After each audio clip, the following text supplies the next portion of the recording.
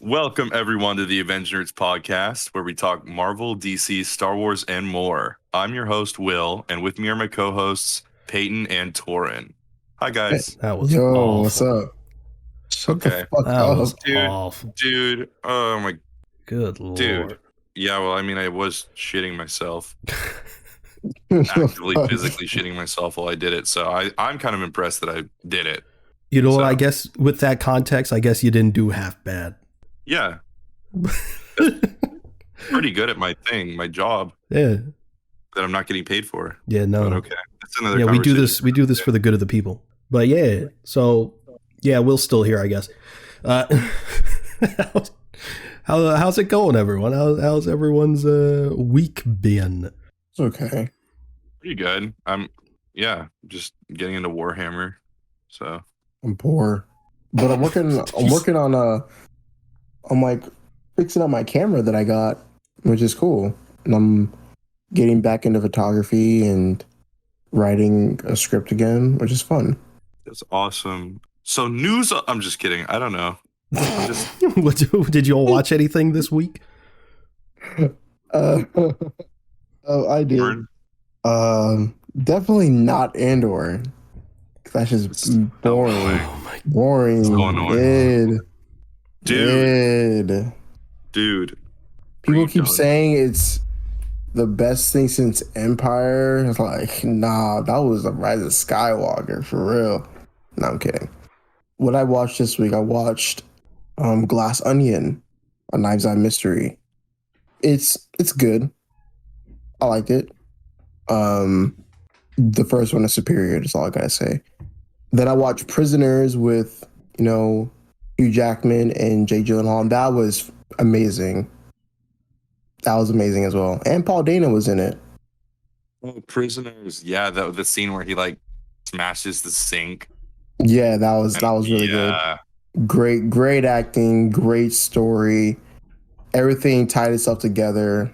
Left you with no questions. That's a good crafted story. And then I rewatched John Wick, and Midway. that's a classic, John Mid. bro. Keanu Mid. But that's it. Hey, you can call John Wick. Don't call Keanu mid. WTF did I watch? I just watched YouTube. I just watch YouTube a lot, honestly. I haven't seen much. Finished Sonic Prime. It felt like half a season. It was really good, but like it was 8 episodes, and it ended where the half of the first season should have started. So I can't. It's really leaving me confused because I want to say it's really good, but I can't recommend it because the second season isn't out, and there's like barely any. Just feels incomplete. Yeah, it feels so incomplete and weird. Like all of the intrigue, like it's paced that way. Everything indicates it's that way. I'm not sure why it was split up. Maybe it was a contracting like budget reason. Maybe it was a whatever. Yeah, you know what? My bet is it was probably like a budget thing. And they were just forced to release half of it.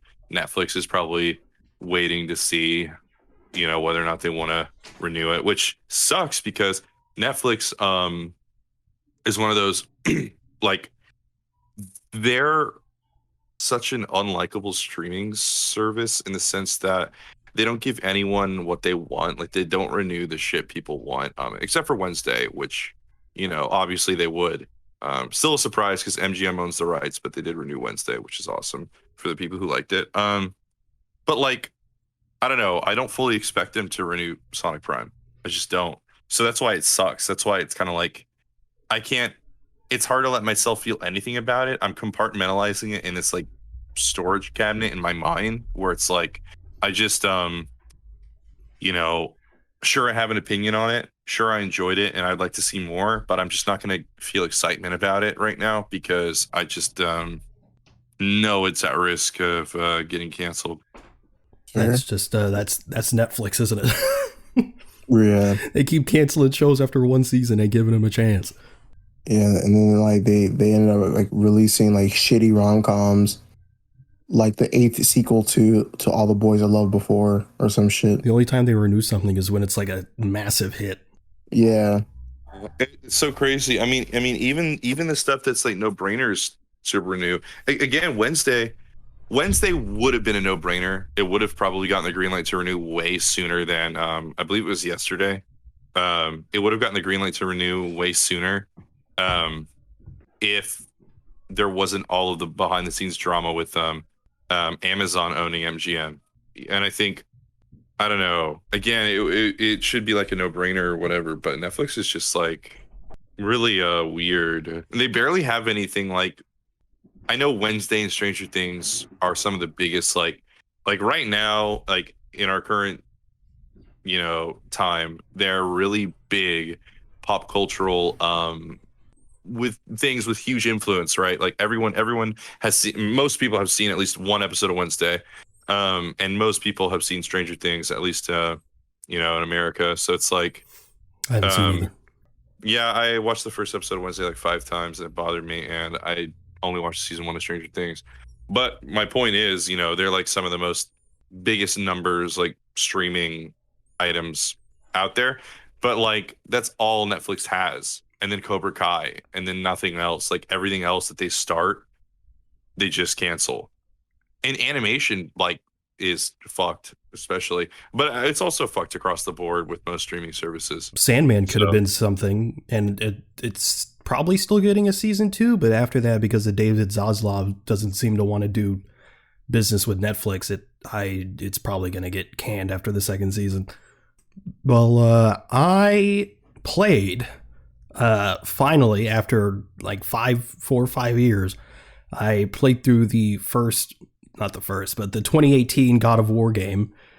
I just finished it a few days ago, I think, and so that's a great game right there. That's a fantastic game. It started off, I bought it a while ago, but it was getting a little slow for me, and I was just like, I don't know, but I powered through, and then it hits a certain point in the story, and then everything just kind of goes batshit crazy, and it's just it's just crazy all the way up until the end. But it's just a fantastic game. And now I just started Ragnarok a couple of days ago, so no spoilies, please. But that's all. It's also been pretty good. Just going from the 2018 game straight to Ragnarok, it was kind of weird because it kind of just feels like God of War remastered. Not in a bad way, but it was just sort of fascinating. Although I will say, I feel like they kind of fumbled with the UI in Ragnarok. I feel like it's a lot messier than it was in the 2018 game, but maybe that's just me. Oh, you agree? Not. I agree. That's like that actually tends to be a pretty popular opinion. In the case of the UI, I think a lot of people were kind of surprised at how much worse the UI is when upgrading shit and going into the menus. Yeah. It's just such an eyesore. It's and then super the rest messy of it's and confusing. Like the rest of it feels just like either like a natural progression or like a holdover from the beginning. Because like if it ain't broke, don't fix it. Yeah, they do innovate in a lot of great areas, but they innovate mainly in subversive story ways more so than they do like giant massive changes in gameplay. So, but then the UI just like, okay, they fumbled. But, yeah, for sure. Yeah, for sure. But yeah, the 2018 game was really good. It was a lot of good like surprises and stuff that, like, as I know, like pretty surface level Norse mythology. So I was like, I was following the entire time. But like, yeah, there were certain aspects to the story I was like, wait, what? What's going on? And the fact that just the minorest of spoilers for Ragnarok, the fact that Karen Page oh yeah, bro, yeah. I'm playing it and I'm like, this lady looks so familiar. Where do I know her from? Deborah Ann Wall. Yes. Yeah. And there's a scene where like she like touches Kratos' face, and something about the way she touched her face and like it was like a side profile. I was like, that's fucking Karen Page. And I looked it up, and sure enough, yeah, it's Deborah Ann Wall. Yeah, so that's good for her, because I've really seen her in really anything since Daredevil. It wasn't a surprise to me because I watched this. I don't know if it was done through Critical Role. I don't know who did it. There's a D&D campaign where Deborah Ann Wall was I think it was DMing. Critical Role. Yeah, she DM'd, and like Charlie Cox was in it. Matthew Lillard was in it as a guest. It was really good. But like, so she's like definitely like heavily interested in like fantasy. Oh yeah, stuff she like loves that. D&D. So it's no surprise she was in it, but it was in a sense a surprise just because I hadn't seen her silly little face or heard her silly little voice in anything since that, really. Yeah, I think she said in an interview that like, because they were like, how familiar were you with like the comics for Daredevil? And she was like, I'm not really into comics, but yeah. Then she was like, but I have a different sort of like nerd niche, and she said it was the fantasy stuff in D&D. So I'm sure she would play Warhammer. nah, Yeah, probably plays The Witcher. I wonder if I wonder if she plays Skyrim on every single system it's on. probably plays your mom. What? Yeah, your freaking mom. Oh. She probably plays your mom In a movie? Yeah. I don't. That's blackface. She being blackface. That's problematic. Hey, blame her, not me. Sorry. Should I blame her or the student? Oh, I guess she'd be going along with it. So man, She's producer. She's Deborah Ann Wall canceled for blackface. Finally, we've been trying to get her on that charge for years. Oh no. Yeah. But yeah, so God of War freaking sick, and it continues to be sick. I'm probably gonna play it after we're done here. Because I'm face tanking through it. I'm pushing along. But I also watched The Menu, which released I think December of last year. It was, I didn't know what to expect at all from it. I went into it blind. I heard good things. I heard it was a thriller, but I didn't know really what that entailed. I knew it was about like a chef and stuff and food or whatever. But I was like, I heard chef and thriller, and I assumed it would be like on some Ratatouille shit. Like, I don't know, some like famous taster is going to come by and has to be perfect and shit. So it's like sort of like a thriller in that sense, like an anxiety inducing sort of has to be perfect, but it certainly was not that. It was not that at all. It was very surprising in a really, really, really great way. And honestly, because it came out in 2022, but I watched it in 2023, so I'm gonna put in the 2022 category. Might be one of my favorite movies in 2022, to be honest. I kind of wish I saw it when it came out, because it was really fantastic. Ralph Fiennes, or Ray Fiennes, I still don't know how to pronounce his friggin' name, plays the chef, and he puts in a fantastic performance. Voldemort? Yeah, Voldemort. Anya Taylor-Joy is in it, who's amazing as always. Beast is in it. Nicholas Hoult? Yes. He's great too. He kind of plays a prick. I remember when he was in the running to play the Batman. Yes. I was like, I remember when it was like it's down but to Nicholas Hoult and Robert Pattinson. I was like, this is the worst possible choices. Hey, Robert Pattinson turned out to be the best one, though. I know. So. Can't believe you doubted him. You've clearly never seen Good Time. I have not seen Good Time. Although, like, because when it was down to him and Nicholas Hoult, I was like, well, I can't really see Nicholas Hoult. I thought like Nicholas Hoult would have played like a great Riddler, but then they got Paul Dano, and I was like, that's perfect too. Nicholas Hoult. I'm really hoping the next movie is either Hugo Strange or Mr. Freeze. I'm crossing my fingers for Mr. Freeze. Anyway, I watched Blade Runner, the original Blade Runner. So good. It was fine. No, it's a masterpiece. It was fine. No.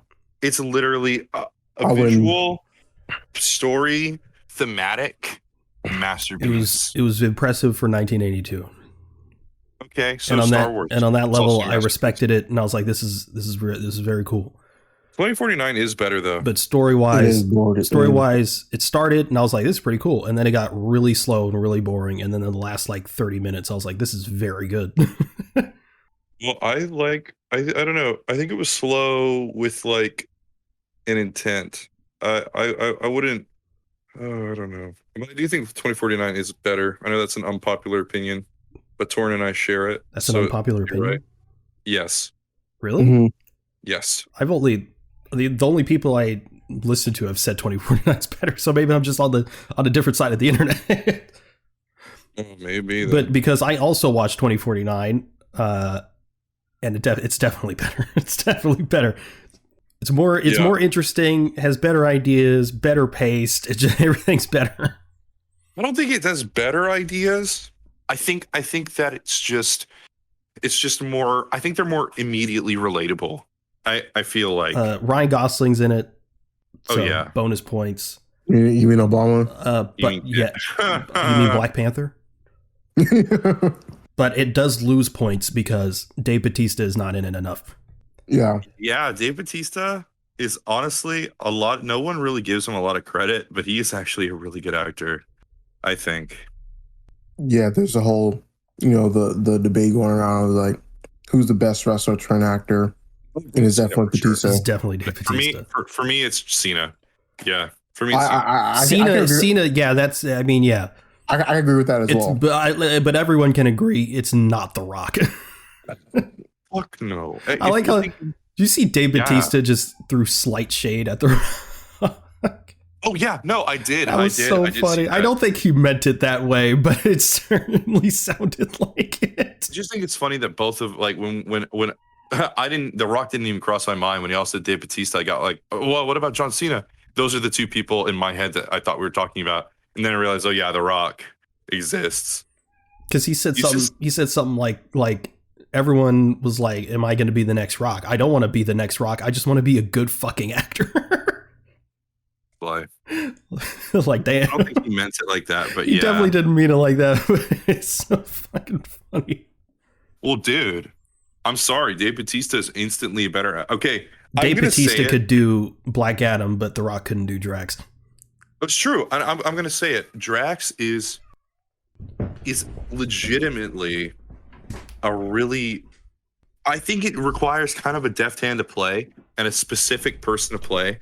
I think Bautista's perfect. I really do. And I know Bautista. I know it's a silly role. It is largely silly, and I know Bautista still loves Drax or whatever. I'm not one of the people who thinks that like, oh, he resents his time at Marvel, because he clearly doesn't. But I think that it takes more to play Drax than a lot of people give Bautista credit for or recognize. I think what you said was dumb. I think Drax is a very easy character to play because he just laughs all the time. And therefore, Dave Bautista is a bad actor, and therefore he's the worst wrestler turned actor. And therefore, The Rock is the best. You can smell what he's cooking. Black Adam is the best superhero movie ever made. Blade Runner 2049 was great, though. Fantastic. Harrison Ford doing old Harrison Ford things. He was drowning in one scene, and they were just letting him drown. I was like, someone please save Harrison Ford. Oh, that woman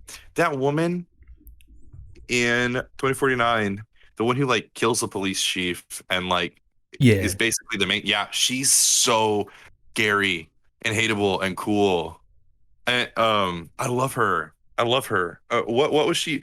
I honestly thought for like a little bit when I was watching The Boys, I thought Ashley was her because they have like kind of similar faces to me in the way that I remember them, but I'm completely fucking wrong. And of course, they look almost nothing alike. But what else was that woman in? She's in the show C on Apple TV Plus. Boring.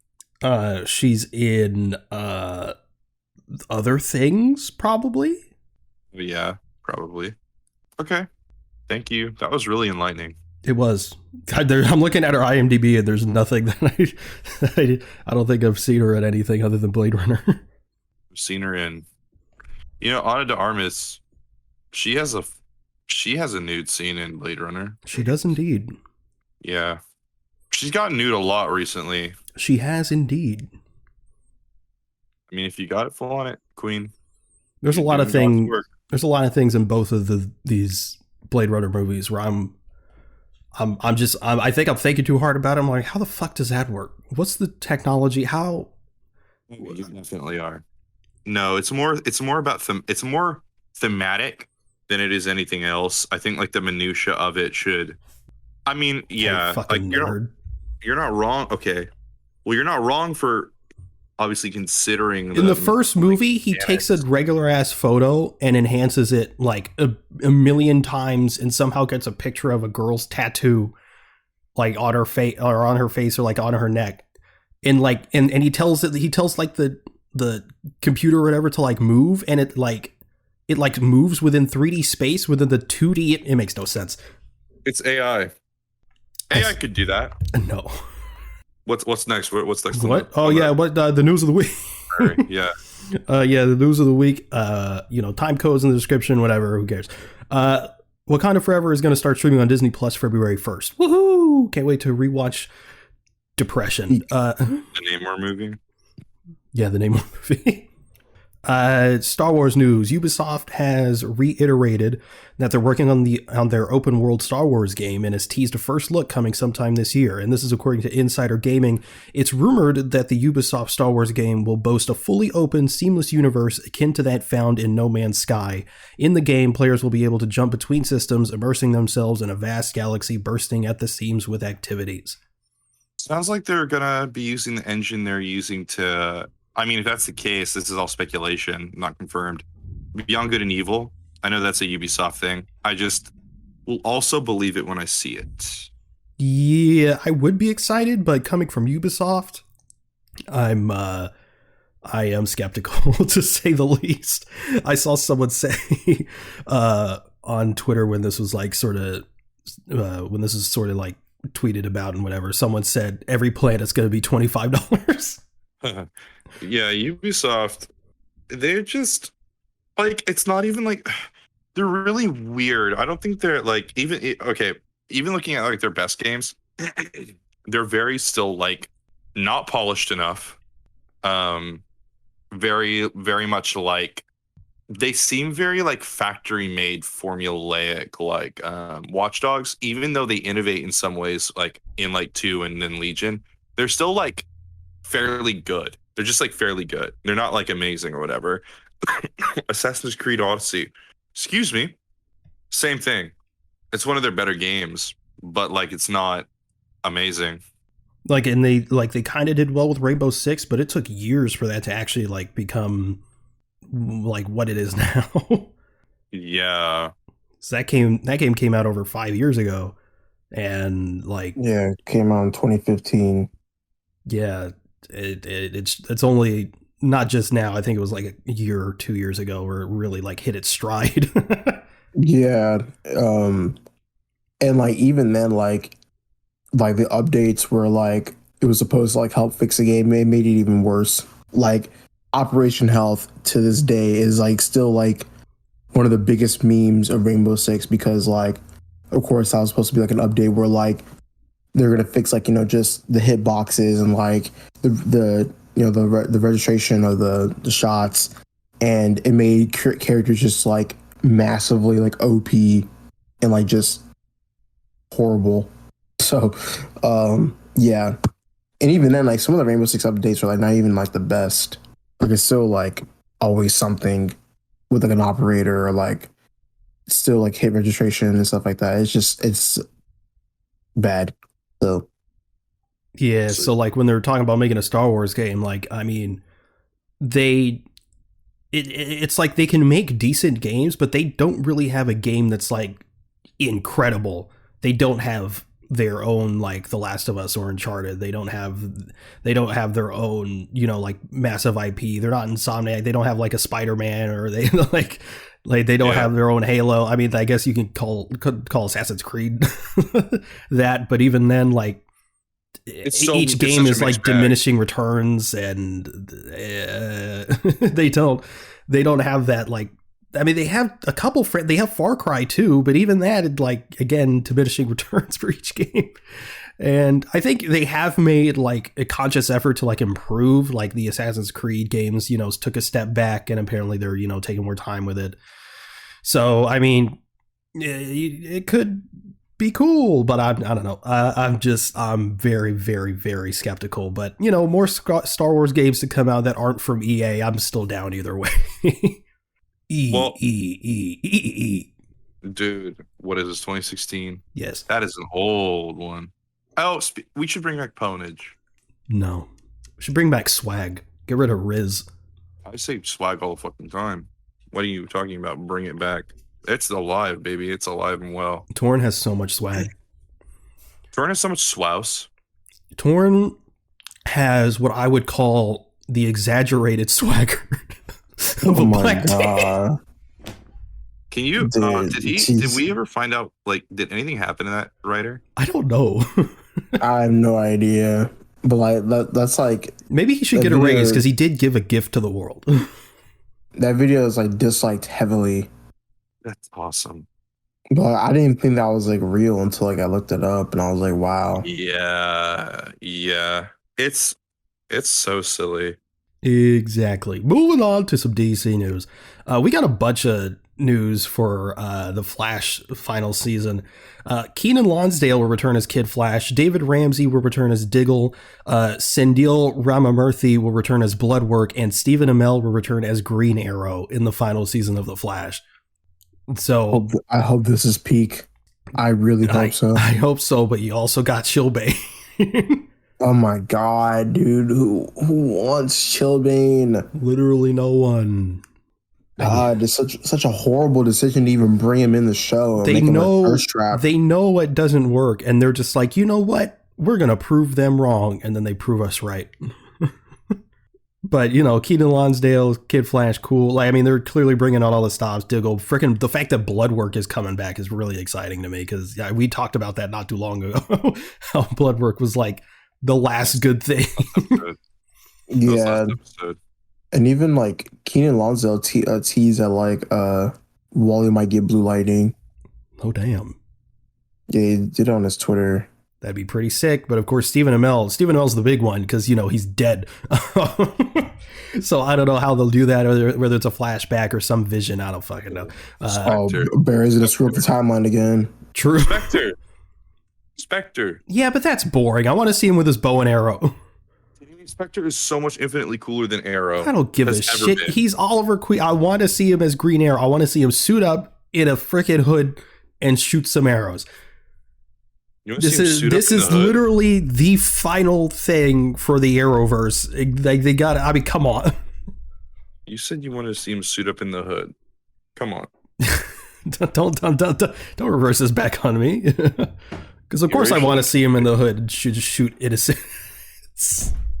Yeah, just like that movie I was talking all about in the warm up. Yeah. You have failed this city.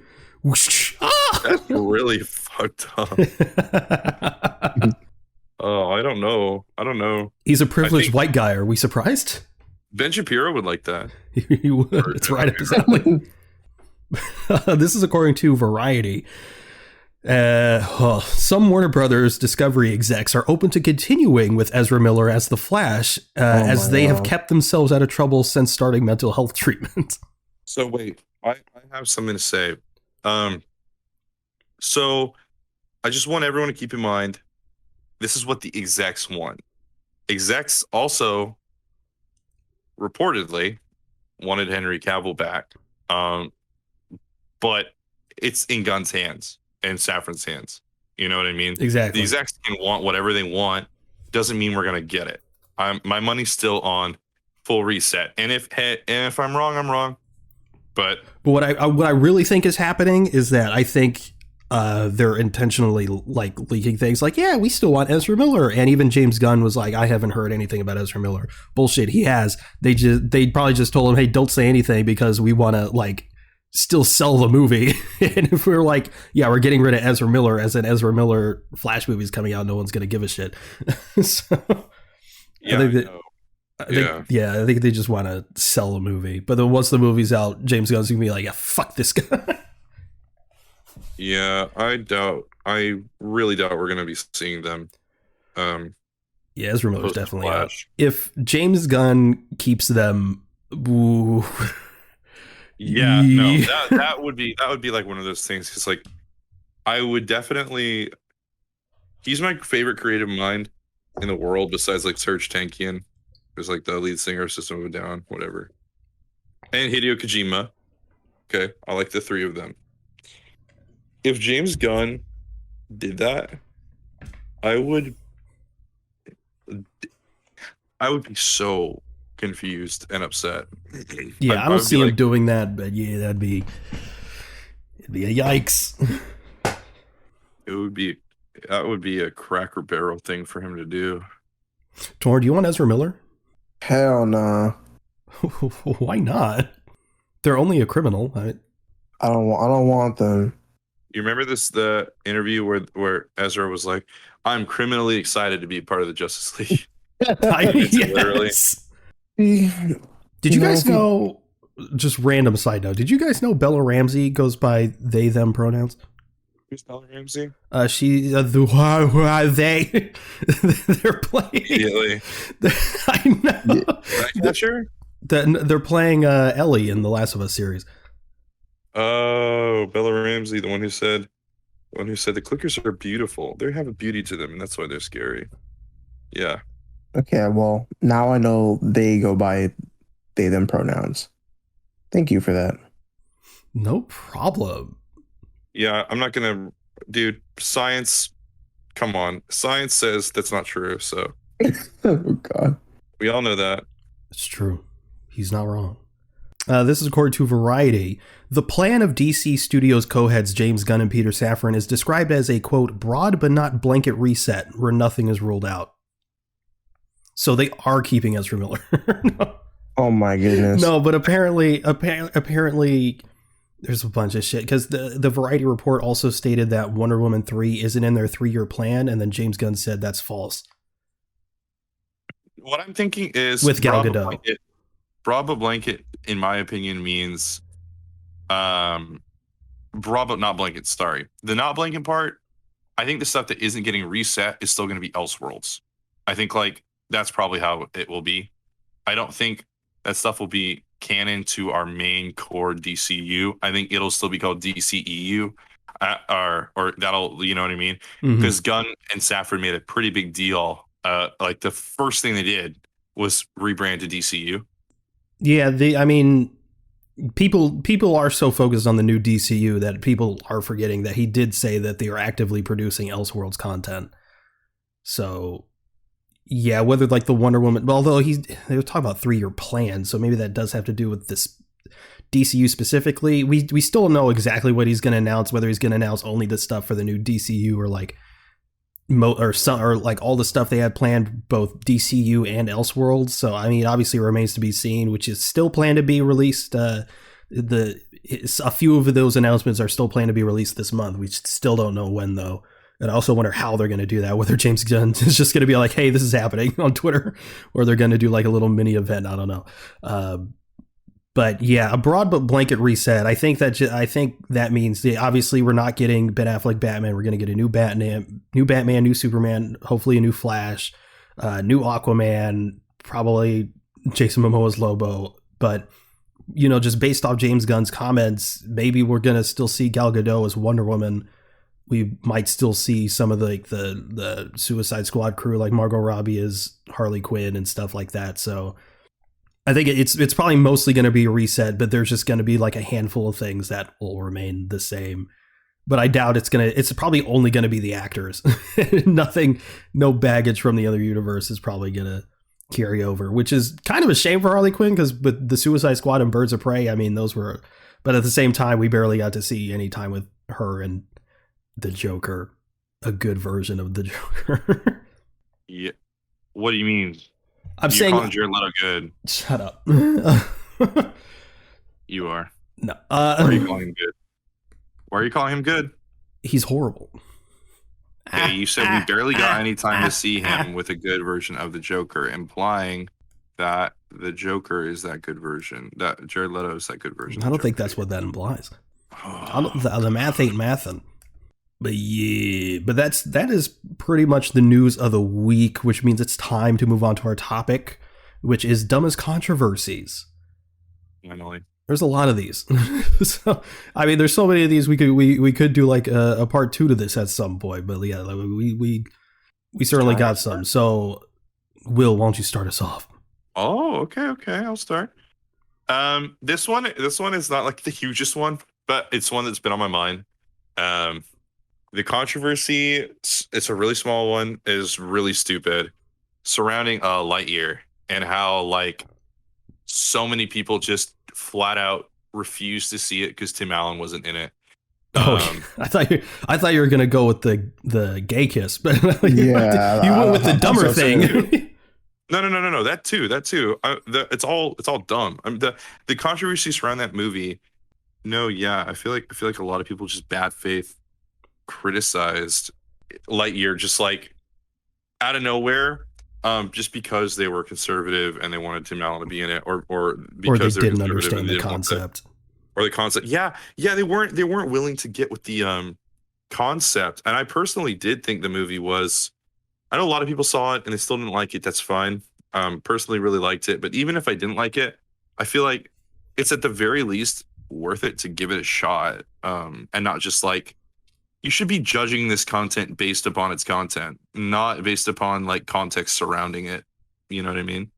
Like purely. I mean. Yeah. Okay, that's one. Yeah, that's definitely a dumb controversy. Yeah, I thought you were gonna go with the gay kiss, but yeah, that was really stupid. Especially because there was also the crowd that was like, Disney wants to cancel Tim Allen. Meanwhile, they're making the Santa Clauses or whatever. He should be canceled. He used the like a couple years ago. He uses the N-word all the time. Yeah, he's like, why can't we say the N-word anymore, dude? Excuse me, but yeah. Apparently in the new series, the Santa Clauses, apparently he says you can't say Merry Christmas anymore. Oh my god! I don't know how true that is, but apparently that's what I read. I have to write it because he was in Last Man Standing, and there was a ton of stuff like that in Last Man Standing. Yeah, I remember enjoying The Last Man Standing because I thought it was satire. At the time, I wasn't really familiar with Tim Allen's views. I thought it was satire. I thought it was making fun of conservatives, and then I realized, they're being sincere. This is not as funny anymore. They are insane. I think yeah, it's insane. My first one is no Spider-Man in the Hawkeye finale. I remember that was so stupid. I remember that because people, didn't people want it in the? Wasn't there buzz about them trying to get it in the? They're trying to get the Falcon and the Soldier. Yeah, that too. Except there wasn't even buzz. It was just like the writers or whatever were just like, "Hey, can we do this?" And they're like, "No." That's pretty much that was the extent of it. Yeah. But like, yeah, with Hawkeye, it's like I get why people maybe not even expected it because it takes place in the same area, and the final swing and No Way Home and blah blah blah blah blah. But like timeline wise, it's still a little confusing of which is before and which is after, and also like I know we're fucking nerds about this, and like most people don't look into it as much, but like just. I feel like most people know that Sony owned the rights to to Spider-Man. If you're a Spider-Man fan, at least, you probably know that. So, like, expecting them to, like, make a separate deal just to have Spider-Man make a bit appearance in fucking Hawkeye, a streaming show on Disney, like, it was never going to happen. Also, to your point, like, from my perspective, more cameos is not necessarily better. That finale, we already had the Kingpins come back as a focal point. So, like, you know what I mean? Another cameo just thrown in there to be like, oh, look, it's Spider-Man. Like, yes, everyone loves Spider-Man. And yes, I'm sure the streaming numbers would have been like through the roof if that were the case. But who actually gives a fuck? What would that have done for the story? What would that have done for Hawkeye? Yeah, I would have loved it because I want to see Spider-Man, but also, like, I was enjoying that so much as it was. Like, I didn't need the Spider-Man. The soups effect. Literally the soups effect. Yeah, it's a soups effect. It would have personally to me overshadow the sort of kind of ending places for these character arcs for like Clint and Kate. I feel like Spider-Man's presence, like Kingpin already did a lot, you know what I mean? That's a pretty big inclusion, at the very least, if you're a fan of the MCU, right? You know what I mean? More than just a casual like movie audience. Nothing wrong with that, but I'm just saying. But Spider-Man, his presence is as large as Iron Man's, I believe. I believe he's the most iconic superhero of all time. up there with Superman and Batman. I think those three are the ones that transcend the medium, the ones you go across the world, you ask people who is this. Spider-Man outsells everyone. Yeah, it's fucking Spider-Man. That's why Sony is so intent on keeping their grubby little paws on it forever. They'd be stupid not to. Mm-hmm. Business-wise, they'd be stupid not to. So, yeah, I don't know. It's just like, who actually gives a shit? Like, same thing with the Doctor Strange cameos. Who gives a shit? Not me. I do. I don't want. I don't want to see story. I don't want to see story or character development. I want to see just like explosions and fights all around. Because I'm a meathead. Yeah, and I love the Transformers movies, the Bayformers. Bumblebee though, ass. That shit was ad. Like, where's the action in that movie? Exactly. Where's the action in it? I want to see over-designed Transformers and not simplistic looks like G1. Thank you, bro. People just don't understand. They're so hell-bent on nostalgia, bro. Seriously. Like, why would I want unique, cool designs when I could just have everything be over-designed and overly complicated and everyone look the same? It makes no sense. It doesn't matter. The society these days, right? You know, society. But it's my turn. I think yes. So this one, this is a big one. I was gonna go with my Spider-Man one, but I'll say that later. The dumbest controversies is Captain America's arc in Endgame or post Endgame. True. It is the dumbest thing when people are like, "Oh my god!" Like Captain America's arc was dumb. Like what? It was. Whoa! Who said that? Oh my god, bro! Were you on Twitter at the? Holy shit! It was bad. I'm not on Twitter. Bro. No, it was so bad. It was horrible. They were like, they ruined Captain America. Yeah, they ruined Captain America's character. Like he would never he would never do that. Like, are you dumb? The most satisfying arc out of all of them, dude. He had a more satisfying arc, in my opinion, than Tony did. Exactly. Literally, maybe this is because, because everyone's so fucking obsessed, especially at the time. It was really bad at the time. Less so now, luckily. But like everyone with their fucking headcanon and wanting it to be like exactly what they wanted. And so for me, maybe it's because my headcanon was quite literally exactly what was in the movie. Before Endgame, I was like, okay, either Tony or Cap are gonna die. I knew that off the bat. It was just a guarantee. So I was like, if Tony's gonna live, I'd like him to live, happily ever after with Peggy or whatever. But if he dies, I want him to be the one who snaps. He snapped. And it was like, if Cap died, I want him, like last man standing, fighting against everyone. That almost happened. We sort of got like a little taste of that before the portal scene. But I was like, if he doesn't die, I want him to go back in time and live with Peggy. And that's exactly what happened. Yeah. So I was very happy. But yeah, people were so fucking pissed. You want to know why, Will? You want to know why? Because they wanted him to stay with fucking Bucky because I'm with you to the end of the line. It's like, fucking Christ. And then yeah. What? I know. And I'm sure they also were pissed that he gave the shield to Sam and not Bucky. I remember I was there for that. Yeah. That's another conversation for another day. But yeah, people were just really upset that like Cap did that, and then they're saying like, oh yeah, it's very selfish of him to do that. And I'm like, Captain America is the most selfless person in the like MCU, and that was the point. I mean, the Russo brothers literally, they were like, Tony's been super selfish, so he made the selfless play. And Cap has been super selfless the entire time, so he finally gets to be selfish for once and actually live a fucking life. He deserves it. If anyone deserves it, it's him. Exactly. Yeah, it's one of those things. It's one of those things where it's like, it's such a perfect place to leave Steve's arc because, I mean, his whole arc has been literally like a disillusionment with a government that he ties his identity to so closely, and then recontextualizing his purpose, right? Like reevaluating his purpose, his identity as Captain America, and like also his duty to people and his selflessness is like a huge thing too, a huge element of his character. And so when you're literally for 5 years facing a global trauma with everyone, right? A trauma that's, I can't imagine. I literally, in that universe, if it were to happen, I can't imagine that pain, right? Steve was there, like on the front lines literally trying to stop Thanos when it happened.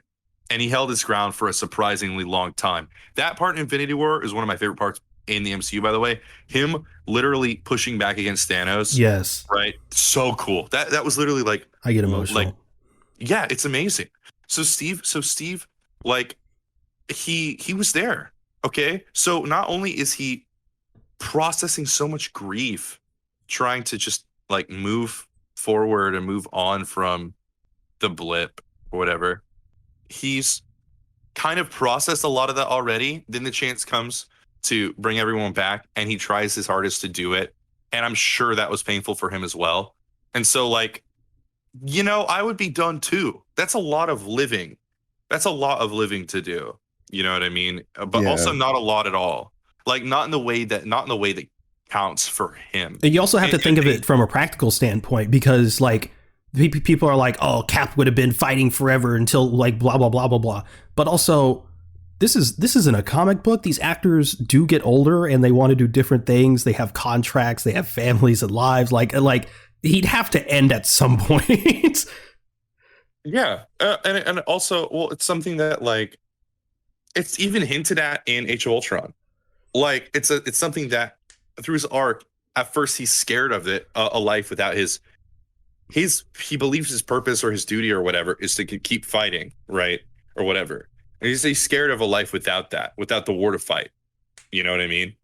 Yeah. Even though he talks the talk of we're doing this to go home, to win. You know what I mean? Like that's the point of it. Or was that who said that? I think that was Tony. Tony said that. Okay, yeah. So there we go. Yeah. So Tony's in direct opposition to that, or whatever. And Steve finally becomes comfortable with that kind of life and actively seeks it out in Endgame, which is great because he wouldn't have an Age of Ultron. That's clear character progression. Yeah, and it makes sense. And I was gonna say, like, if people thought that he wasn't gonna do that, you haven't been paying attention. Like, they've been building to that, because the Cap movies and Infinity War and Endgame, it's the same writers. Marcus and McFeely, they wrote the first, second, third, Infinity War, Endgame. Like they have been building this. Like it's been clear. And you know the Bucky shit. They're like, oh, but Bucky with you to the end of the line, and people like fucking like shipping the two and whatever. That's a whole different thing. But like, and just to. And people are like, oh, but he barely knew Peggy. Okay, I will give a very slight benefit of the doubt to people who are like, he barely knew her, because in the first movie, it's like it's the first movie, and then he crashes, he's frozen, blah blah blah blah blah. But in fairness, they don't do a very good job of it. But in the first movie, once he becomes Captain America and starts working with the SSR, there's years gap in between, like the little montage that happens. That's years, and they don't really give you that sense of time, but it is there.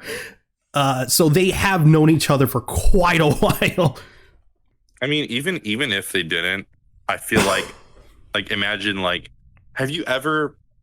I feel like it's a pretty relatable thing. Maybe a lot of neckbeards like haven't or whatever. You ever met someone and it's not love at first sight, but like you know them really soon. It's like stronger than just infatuation. You're literally like swept off your feet by them. You think about them constantly. You just want to be with them. You just want to like hold their hand. You just love, like, you may not know it or realize it, but you love them at least in some capacity. But it feels really intense. It feels like I want this more than anything in the world. Like this person, like the universe put me here. Steve felt that for Peggy.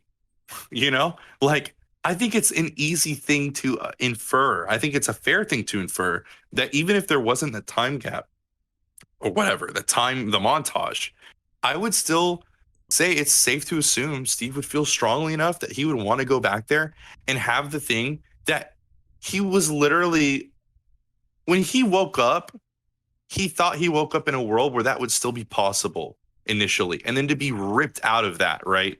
To like be ripped out of the time you were in.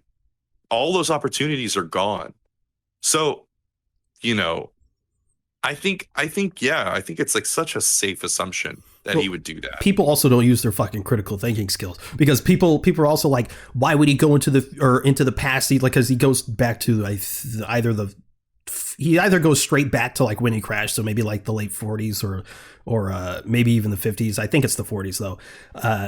He was like, I can't believe he would go back when he knows that Bucky's out there and blah, blah, blah. Like, why wouldn't he go like save Bucky? If you watch the fucking scene, it's very clear that when we see them dancing, he just got there because the door is wide open. Clearly, he knocked on the door. Peggy answered. She was like, holy shit. They went inside. She didn't even bother closing the door. Like, he just got there. And we obviously see no more of that timeline. So who's to say that he doesn't, go work for them in this probably branched timeline and does go save Bucky? We don't know. People are just assuming that. I can't believe he would choose Peggy over Bucky, and he's just ignoring everything that bad is happening in the world. Like all the we don't know. We don't know. And I think it's also one of those things. It's like, I know a lot of people are also really obsessed with the minutia of time travel or whatever. It's earned it. The Endgame has plenty of contrivances. It has earned them. It has earned them. A lot of people will disagree with me and think, oh, all of those movies beforehand building up to this have had contrivances. They're you know what I mean? They're all just like cheap spectacle, whatever. First of all, they're fucking not. Okay. Like every movie will have contrivances or whatever, unless you're just a perfect godsend of a whatever, right? Time travel is so messy. No, it's not. I've done it before. Oh, okay. Torin has done it in real life, but movie time travel is messy, right? It is messy. I'm such a sucker for time travel. I love it. I like even when it's messy. I just love the concept.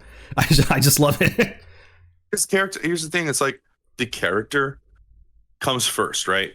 Then plot, then your stupid little minutia and contrivances. Like that is in that order how it works. If these little MacGuffins and contrivances, as cheap as they are effective as or whatever, non-intrusive to the character's development, then who cares? Especially in Endgame, where we've had a decade's worth of work of movies put into this, collaborative work from so many people in a continuity that has been carefully maintained by more carefully than you'd think.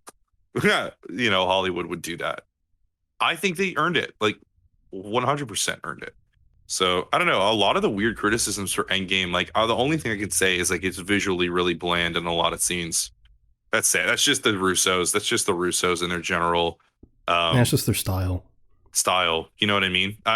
And like it or I understand if you dislike that. I feel like that's not an objective bad. Yeah, I like it. I always understood that creative decision, like with their movie, because obviously it's like. Because I hate when people generalize. People are like, the MCU color grading is so. Have you seen a James Gunn movie?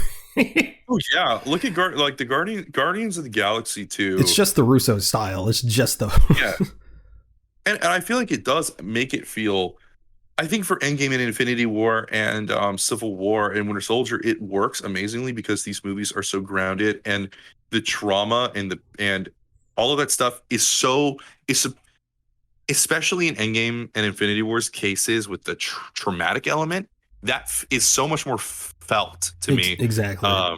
Because I feel like this is just happening. Like, to me, it feels like this is just, even if for better or for worse, for many people, whatever, it's a subjective thing. It's a matter of fact, this is an event that's taking place in this world. And I'm here experiencing it. Like, again, Wakanda, it just looks like how it would if I went and it was just kind of gray. Like that's just how it would look in terms of the weather. The airport in Germany, in Civil War, sure, it's gray, but also for as far as I know, it could still have even a thematic purpose to it as well. I mean, it's a very morally gray film where both sides are. Defend it. I forgot what they said though. Oh yeah, I mean, I don't think they even need to. I don't think they need to either. like It was such a weird time they were hating when people were hating on the color grade, because I remember people were saying it was too colorful for the first Avengers movie. We were like, it's too colorful. It looks like a cartoon. And so they went the other way. It's like, it's too bland. Yeah. I think it's fine. Just depending on the movie, whatever the vibe is, the color grading should change. And they do that. I don't know. I think it works. I don't think they need to defend themselves, because as much as I think the Batman has the most beautiful cinematography out of any superhero movie I've ever seen, largely due to Greg Fraser and Matt Reeves, like just amazing vision, right? I think, but at the same time, that movie's existence doesn't all of a sudden invalidate a film like Civil War or even Ant-Man 1. You know what I mean? And Ant-Man 1 had some awesome cinematography. Honestly, it really did. And visual language, the color grading in that film was really good and solid. Just because for a lot of the film, it might look like, because of the lenses they use, the shots, it looked like Paul Blart movie, which was still a good movie. I like Paul Blart. Like, shut up. It looks like Paul Blart, but there's the quantum realm. There's all the scenes where he goes small. There's and it's awesome. I think that stuff is genuinely like really neat. And even if it isn't something that I'll just like straight up love, the movie has every right to do it. You know what I mean? Like yes, I'm not to invalidate any criticisms. Those are important. As long as they're constructive and as long as you understand that it's an opinion, you're being subjective. You can't just say an objective fact. This is ass. As much as I'd like to say Avatar is objectively ass, it's not. That's my opinion, right? It's not good or bad objectively. It is what it is, and we will interpret it as what we interpret it as. But it's such a big point for me, the visual stuff, because it's such a weird. It's something that a lot of video essayists, and I'm not naming any names because I really do respect them. I just don't respect High Top as a person, but I respect a lot of his stuff and his creativity and stuff. But a lot of these YouTubers, video essayists, authors, whatever, they will, all of them, it's almost like a rite of passage. Let's shit on the MCU in like 3 specific ways, and one of those ways is the color grading. And it is fair in a lot of ways, but it's so unfair in so many others. Color grading, cinematography, and the humor. Yeah, the humor. Oh my gosh. And as funny as those TikToks are, where those people make fun of MCU humors, I mean, it's just like total straw man. It's just not. It's a straw man, and it's not even a real argument because they don't really do that. Yeah, they don't do that. In Midnight Suns, they do though. Midnight Suns does that. Oh Jesus! Crazy. As much as I love the game, Uncharted 4 does that. Shut up. I mean, he does. he. Yeah, but it's good in Uncharted 4. The dialogue in Uncharted 4 is good. It is. I mean, a lot of it is, delivery, because Nolan North is just that guy. Yeah, so when you have people like Richard McGonagle, Troy Baker, and Nolan North bouncing off of each other, it doesn't matter if the script is shit. I forgot what he said because I've only played the game once, but Nate just goes, "Oh, that sounded better in my head."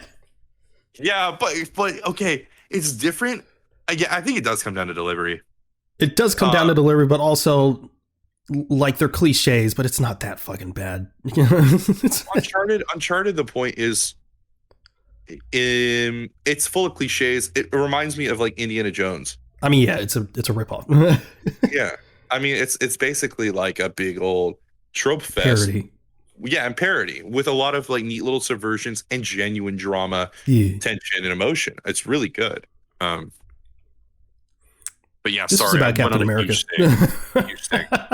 What? Torn just really set us off, didn't it? I did, yeah. I was gonna say I thought the next one might set us off, but probably not as much. But I mean, yeah. I think it's yours. Probably, yeah, it's yours, yeah. Oh, sorry, Torrance. Do you want to say something else? No. It's yours. Sorry, dude. I've been hogging it. That stuff is very important to me. As just the art behind it is really important to me. So no, you're good. No, you're good, bro. Fucking nerd. Okay. Another controversy. The Henry Cavill shit. When I you don't said the know. N-word? Yeah, when he said the N-word, because we all knew he deserved it. Yeah, he deserved gets to the say it. pass.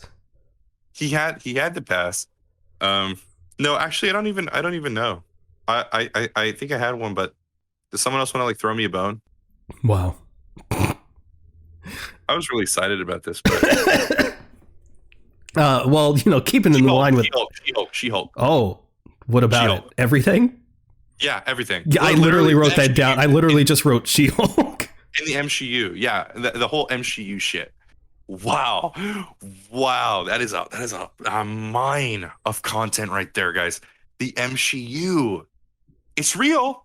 It's taking the men out of our stories we love. Yeah, I can't relate to it anymore. told Torrin in our overall She-Hulk review how if I wanted this podcast to like get pretty big pretty quick, I would just have to tap into that. Just go MCU, everything's woke. It'd be pretty easy. Yeah, it gets clicks. It's also bad faith. There's so many genuine things to criticize. I mean, not that it's a bad show by any means. I do like She-Hulk, but there are so many things to criticize, fairly and respectfully. But then to just sit there and in bad faith be like, yeah, a woman, she doesn't even look like as fuckable as I wish she could. The CGI is not as fuckable. Currently adding something to the list because you just reminded me of something. Oh yeah, that's a great one. Really good one. Yeah. God. I have a lot to say about that, but CGI is not as fuckable this time. Twerking in my MCU reminds me all of the girls do cringy things in the MCU. Shuri said, "What are those?" That was cringe. It's because it was a girl, and she's the new Black Panther. Lame. It's literally like what are you? And it's also so strongly tied to this like weird the people who are dead serious about it are so obsessed with like the image of their masculinity.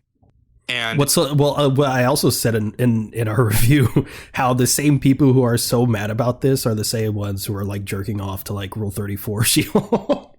True. Yeah. They literally are. They probably got a boner in the scene where she lifted up that guy and carried him to the couch. They probably were like losing their minds over the twerking scene, but then they were like, well, I can't be seen as like some fucking fiend, so I got to say that this is trash. Because like everyone's like, ooh, She-Hulk can step on me. Oh, but she twerked. Oh, that she crossed the line there. Some of those things were like, also, they treat someone like they hear the name Megan Thee Stallion and they just are instantly like, oh, she's not like a real artist. You know what I mean? Like it's immediately that name to them is just like a negative. Because they're misogynistic, because they're racist, because whatever. Right. It's so annoying and difficult to be in a fandom like this. I remember how absolutely just exhausting it was to be on the internet during She-Hulk coming out. We talked about it, bro. It was just shit was awful. Like bro, like anything like even if it was like a good or bad thing about She-Hulk, I had to scroll, bro, and like I couldn't like I couldn't even go in the comment section because it was just so bad. And it's like the people are just over hating, like they're hate watching at that point, like every single week. Yeah, well, it's because they know that they like it. Because if they actually like didn't like it or didn't care, they would just quit watching. Oh, but Daredevil, you could just watch the Daredevil shit on YouTube or just watch the Daredevil episode. Like it's watch a recap if you're like confused down the line. That people make those. You're not forced to watch anything. If this isn't made for you, it's not made for you. It's not something where you need to fucking throw a big old pissy fit tantrum because like, oh my God, like John Smith over here. It's not made for him. It's made for, people who are not disgusting individuals, or it's honestly made for everyone. It's just like, you're just making this thing up in your head where like, they're just against you because you're like a straight white male. You know what I mean? It's just like, it's not real. No one gives a shit. You know what I mean? Like imagine actually getting upset at intelligentsia because it's you. Like, Yeah. imagine being that guy. Imagine being that guy. Oh, I can't believe they made me the villain. How dare they? Imagine getting mad at that. I know. It's there's no this is my assessment. I mainly use this for when I talk Star Wars, when I talk sequels with my friends, or whatever. It's these 30-year-old to 40-year-old men, and obviously there are people our age and younger, but they're mainly listening to the thoughts of these like no bullshit YouTuber, like the no bullshit guy, the quartering, like all these people, whatever. They listen to these guys, okay? These 30 to 40-year-old men who, at least in case of Star Wars, I know we're not talking about that, but like they grow up in a period where people are bullied heavily for nerd shit. It's not pop cultural really yet. There are some exceptions to that, right? But they're still bullied for things they like. And during that time, like I know they had people like Luke Skywalker, heroes like Luke Skywalker, heroes like He-Man, heroes like, you know what I mean? All of those heroes to hold on to and to cling to as they basically were coping and processing their trauma of being bullied. Okay. And then they internalize the bullying, though. They internalize it. They never cope with it. There's no therapy available to them for most of them. There's no whatever, because it's still heavily stigmatized in that period. And they're being told, just deal with it. Just suck it up. Okay. But they hold on to those icons, those things that they love. They grow up after they internalize the bullying.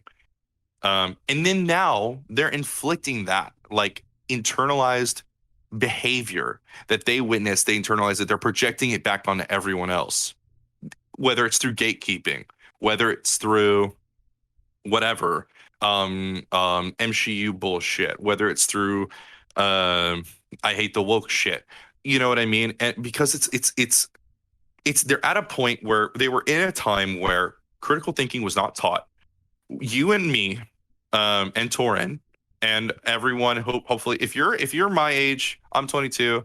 If you're Gen Z or whatever, we grew up in a time where critical thinking is actually heavily encouraged and even in curriculum in schools. It's something that we have to do to sift through the information era. You know what I mean? It's a skill we need. So we're heavily encouraged to critically think. Not everyone our age does, mind you, because a lot of them are, who don't, are taken advantage of by people like Andrew Tate, people like whatever. But the people who are older, who've internalized this behavior, coping with Luke Skywalker, they can't critically think anymore. They're beyond a point to do so. It would be so hard for them to change their mind, that it's just because they would have to admit to themselves that they were wrong for so long to cope with the fact that they treated so many other people like they were treated when they were a kid, which I'm sure they don't want. I'm sure they deep down don't want that. It's such a monumental undertaking to ask someone who's that old, whose identity is basically intertwined with the shit they grew up with and had to deal with. Mm-hmm. Yeah. Right. To change. So that was a huge ramble, but yeah. No, because it kind of reminds me of like the thing I hear the most on like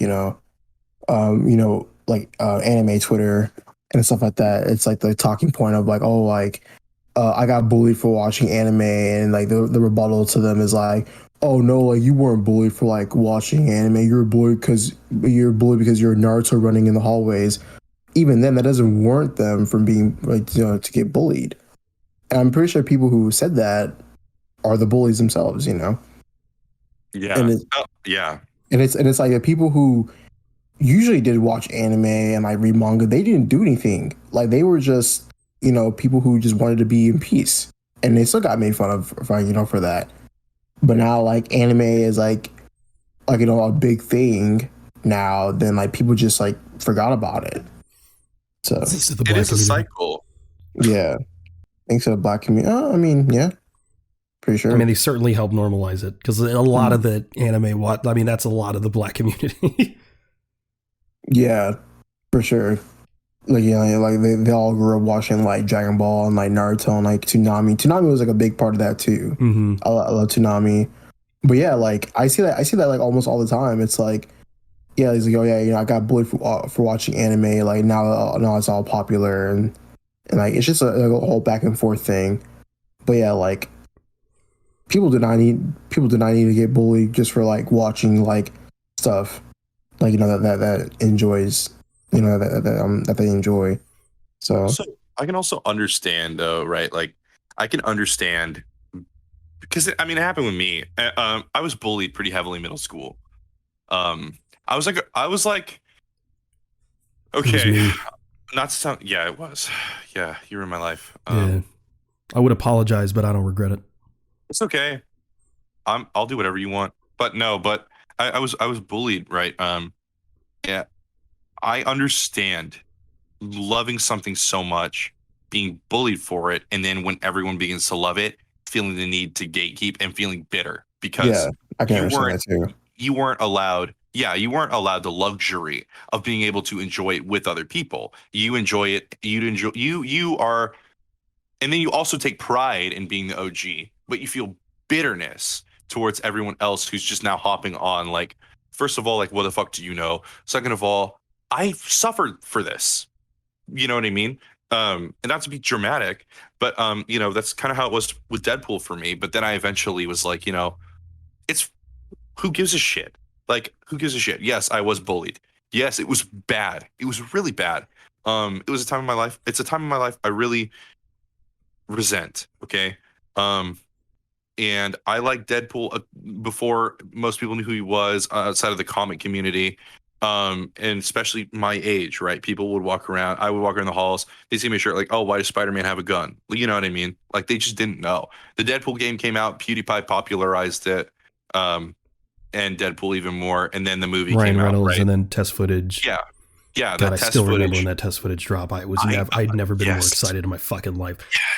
Bro, I Yes. remember when I saw Deadpool when the movie came out, I was literally shaking. I was so excited. No, yeah, me too. Me too. I had. Oh, he was my original comfort character for the longest time. Besides, like, I guess Shadow the Hedgehog, then Deadpool. You know, like my ADHD hyperfixation comfort character, right? That was Deadpool for the longest time. But like, I understand it. I just, and this is this. I love that this is a tangent we have talking about the MCU, but that is these guys. That is literally them. You know what I mean? Like that's why they feel a need to voice their opinion so strongly. I'm sure of it. I'm sure of it. It's like literally like just case closed, open shut bookcase of the Luke Skywalker controversy when like Last Jedi came out. Like open shut. We don't need to look any further. My inference is I would bet so much money on my assessment. And I didn't grow up with them. I don't know them personally. I didn't grow up in the time, but I have been bullied. I understand. I understand tying your identity so closely to something. That's why we're nerds, right? It's a something we actually actively take pride in liking and doing. And it's nice when we're able to find that community. So I understand. But yeah, I remember I think it was middle school, there was this other kid who was like, other than Joel, who's a Torn and I's other friend, he was like the only other Star Wars fan I think I knew. But then there was this other kid, he was in my class, and it was like the only time we get to talk because we just had different periods other than that period, and we had different like friend groups at lunch. But we talk about Star Wars in class, and every time we'd see each other in Star Wars or in the hallways, we'd just be like Star Wars, Star Wars. And it's like just like this tiny little moments that we could share, just because we were just fans of the same thing. And that was obviously before the fucking sequels, so it was like it wasn't so fucking toxic. So. Yeah. I the internet.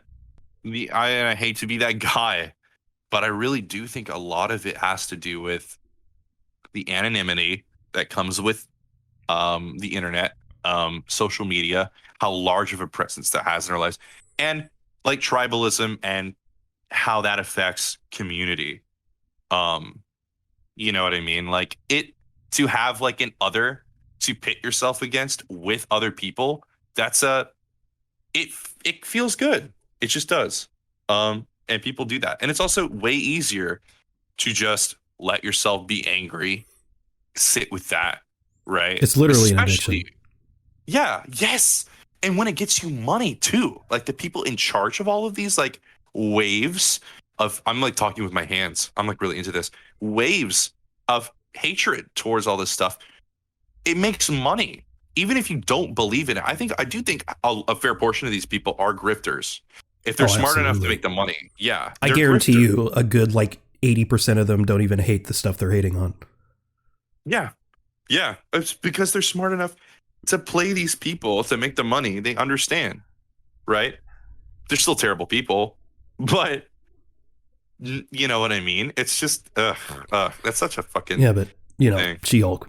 What's next? Supergirl? Batwoman? Ugh. Fucking ridiculous. Ironheart? Ew. Imagine if they made like Iron Man like a little black girl. Fucking ridiculous. So gay. That would be so gay. Bro, Ugh. the wokeness that's coming out of fucking, it's Disney, bro. It's always Disney. I just can't believe there are other races than me. I just can't believe it.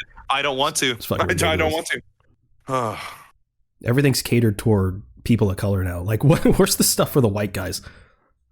Exactly. What happened to the white man? What happened to him? What happened to me? I don't know. But the next thing on my list is is there any that are, because I feel like this next one for me is an unpopular opinion, but I think it's a dumb fucking stupid controversy. The Insomniac Spider-Man face change. It is. That's dumb. It is that dumb. Was stupid. To this day, people are like it could be literally an unrelated post. It's like a clip or something. People are like, the old face was so much. Shut the fuck up. Number one, they had a legitimate reason to change it. It fit Yuri Lowenthal's facial capture better. That's fine. Number two, people are like, he looks younger than Miles Morales. No, he doesn't. Like they both look fine. I mean, both faces, that is. They both look fine. He's supposed to be 24. He looks so young. How many 24-year-olds look like who do you know?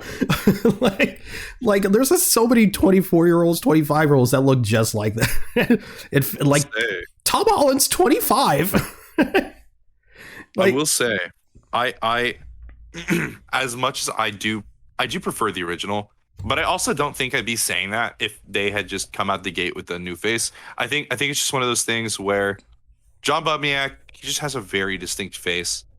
Very, you know what I mean? Very different. I liked it. I also do personally think in that final scene, in the comparison, as tinfoil hat of this, of me as this might be, when he was walking away from Otto, I do feel like there was more expression coming from the old model than the new one, and I did kind of question the reasoning for a little bit after that, but they can make whatever changes they want to. It doesn't inherently affect Peter as a character. It doesn't inherently affect his arc. It doesn't inherently affect his likability. Which, I mean, likability is such a subjective thing. Who gives a shit? As long as his character's not out there out of character killing people for a reason that, for shock factor, I don't give a shit. It's fine. He does look young. He does look a little closer in age to Miles, but I don't care. There's so many people I know who are like 28 who look like they're 18. Like, it's just a thing. And it's Peter Parker, who's supposed to be boyish. Yeah, he is boyish. He's a little twink. Okay? Like, yes, they did give him the body of like kind of a buff basketball player in Insomniac's game. I like that. I do like that. I like the way it contrasts with Miles, but he's still at heart a twink. So leave him be. Leave him be. But also, like, people are just so both afraid, but they're just not. They just don't like change. Because like you said, I guarantee you, in another universe, if it was out the gate with what's considered the new face now, and then they changed it to what's considered the old face, people would still be up in arms.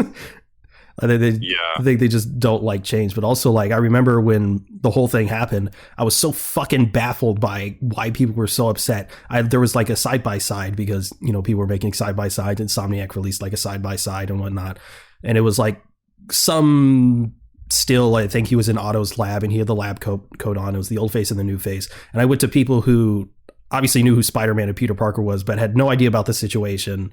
Or like the game, or they've never played it because that would sway them. I literally went to them. I was like, which one looks more like Peter Parker to you? And every single one of them said the new face looked more like Peter Parker.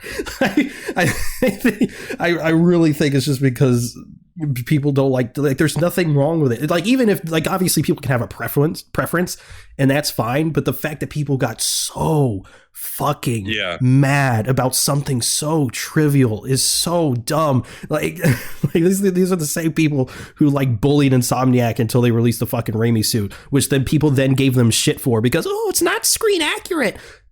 Like, oh my god. Yeah, I will bully them though for putting Ghost Spider in the game and the Electroproof suit and not Superior in a game that's literally about Otto Octavius. That's it. That's all I wanted.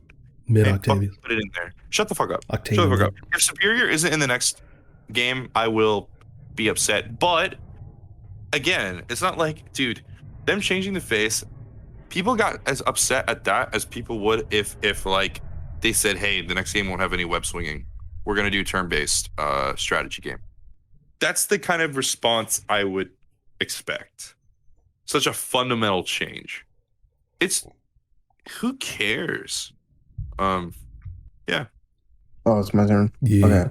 Speaking of Spider-Man, I know we talked about it like many podcasts ago, but I saw this like dumb hot take the other day that someone said that the MCU ruined Spider-Man, and I'm like, dude, like, no, they did.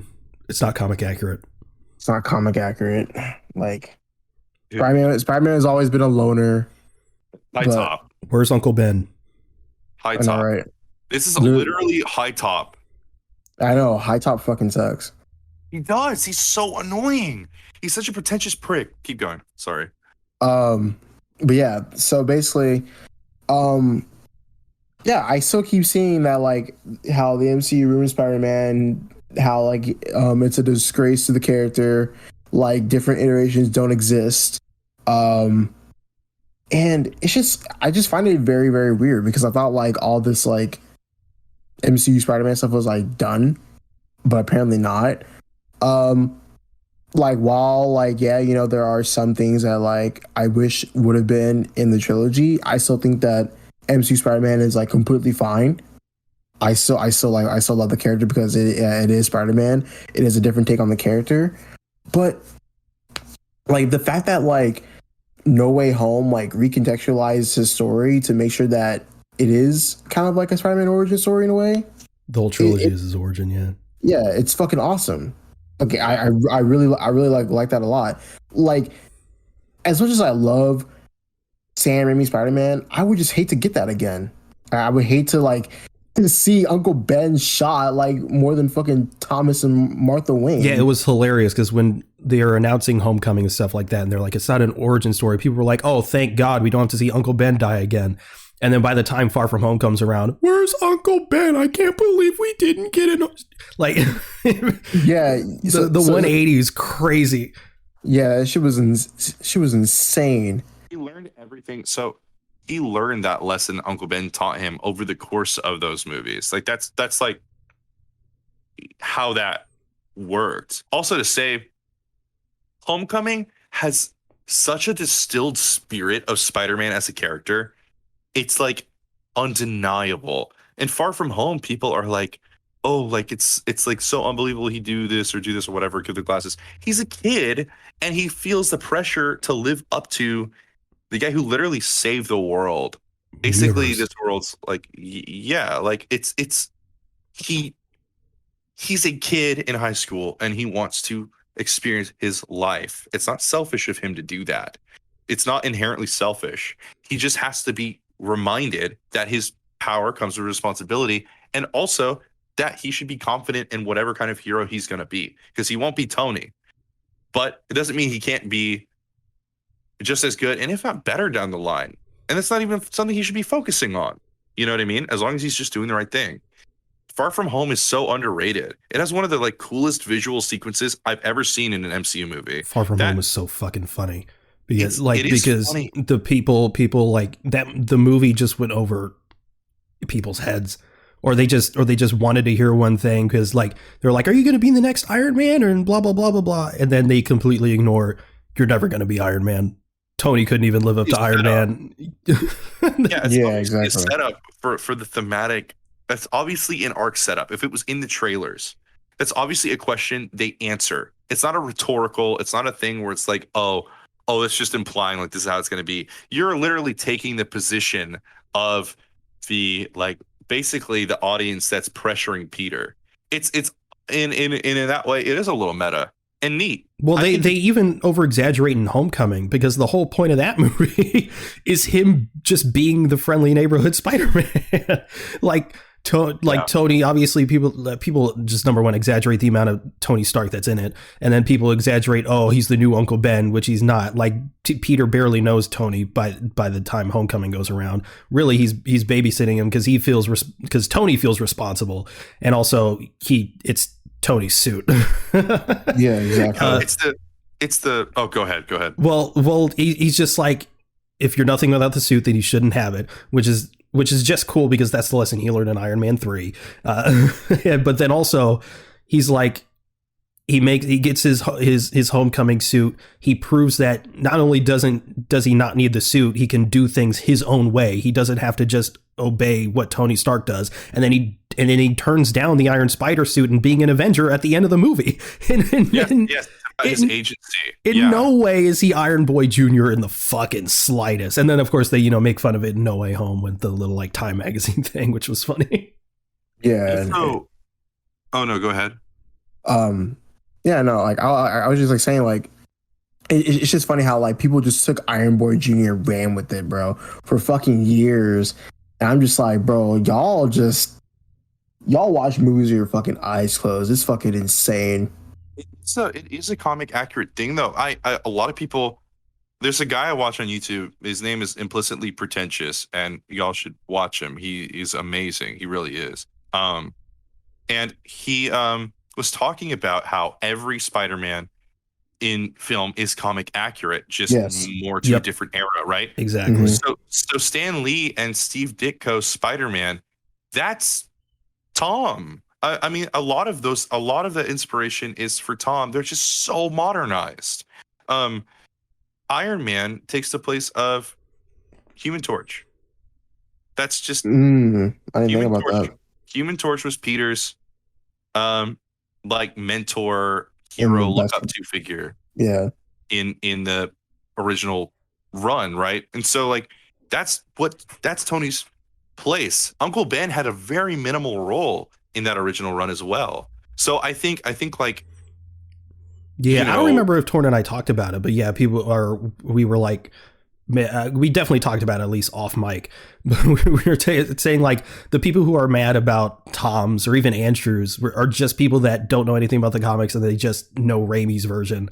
And they're like, that's Spider-Man and that's the blueprint and nothing else. And they assume just because it's been touted for so long that like, oh, this is like a direct translation from the 60s comics. It's not. Yeah, exactly. And that's like one of the reasons why as much as I love Sam Raimi's Spider-Man, I fucking hate what he did to Peter Parker because people think that is just how Peter Parker is. Like, he's not a fucking creep. He's like, of course, he's a nerd, but he also fucking like, he's a playboy too. Like, and he's also like very cool.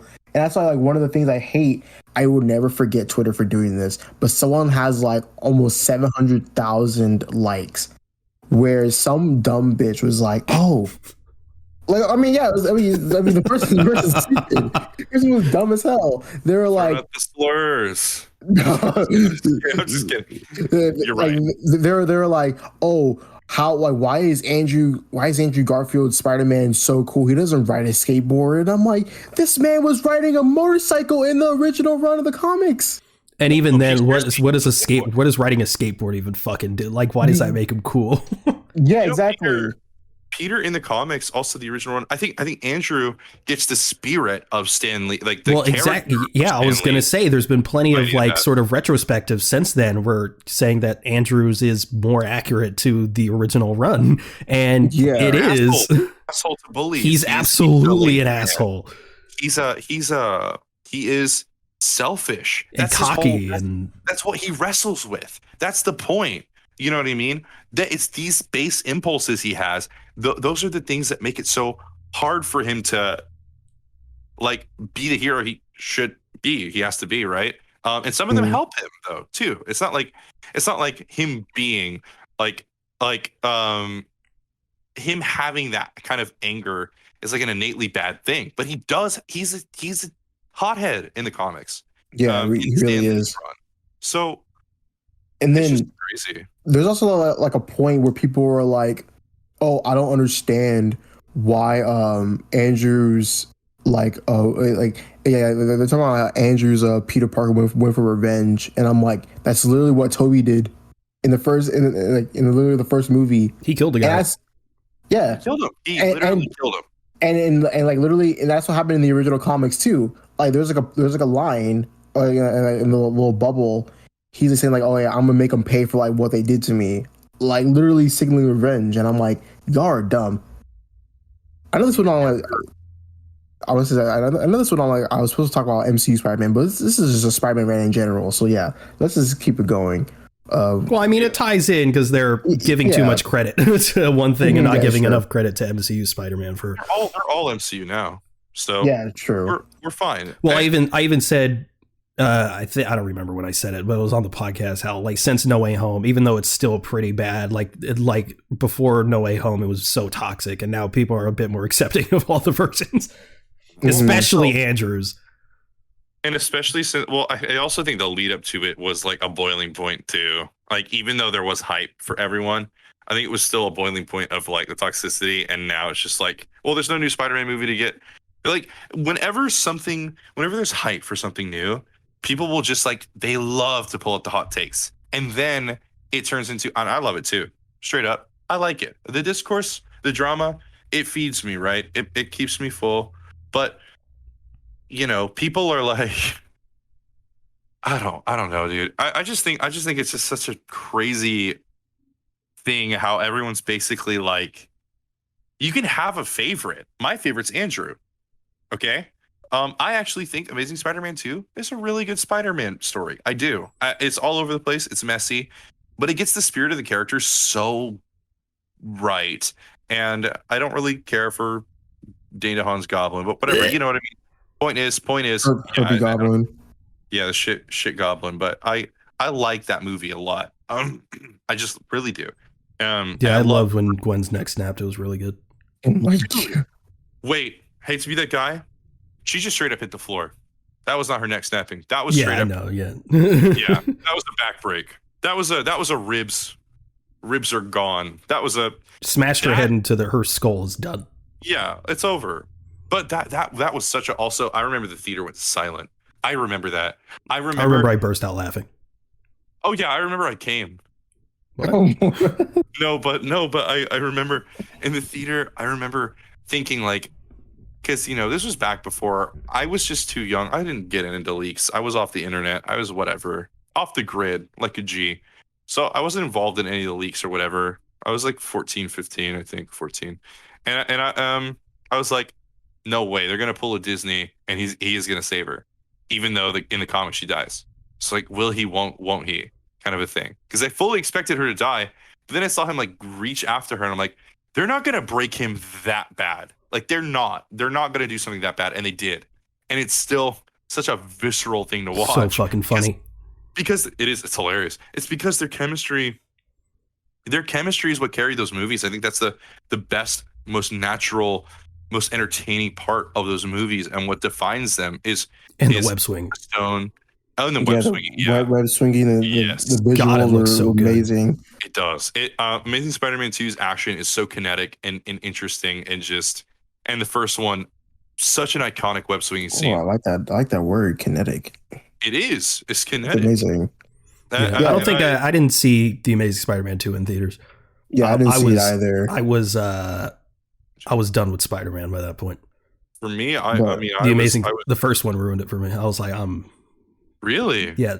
Well, I talked about this, and I think in our The Amazing Spider-Man recap, I was completely the Amazing Spider-Man movies ruined Spider-Man for me for a bit.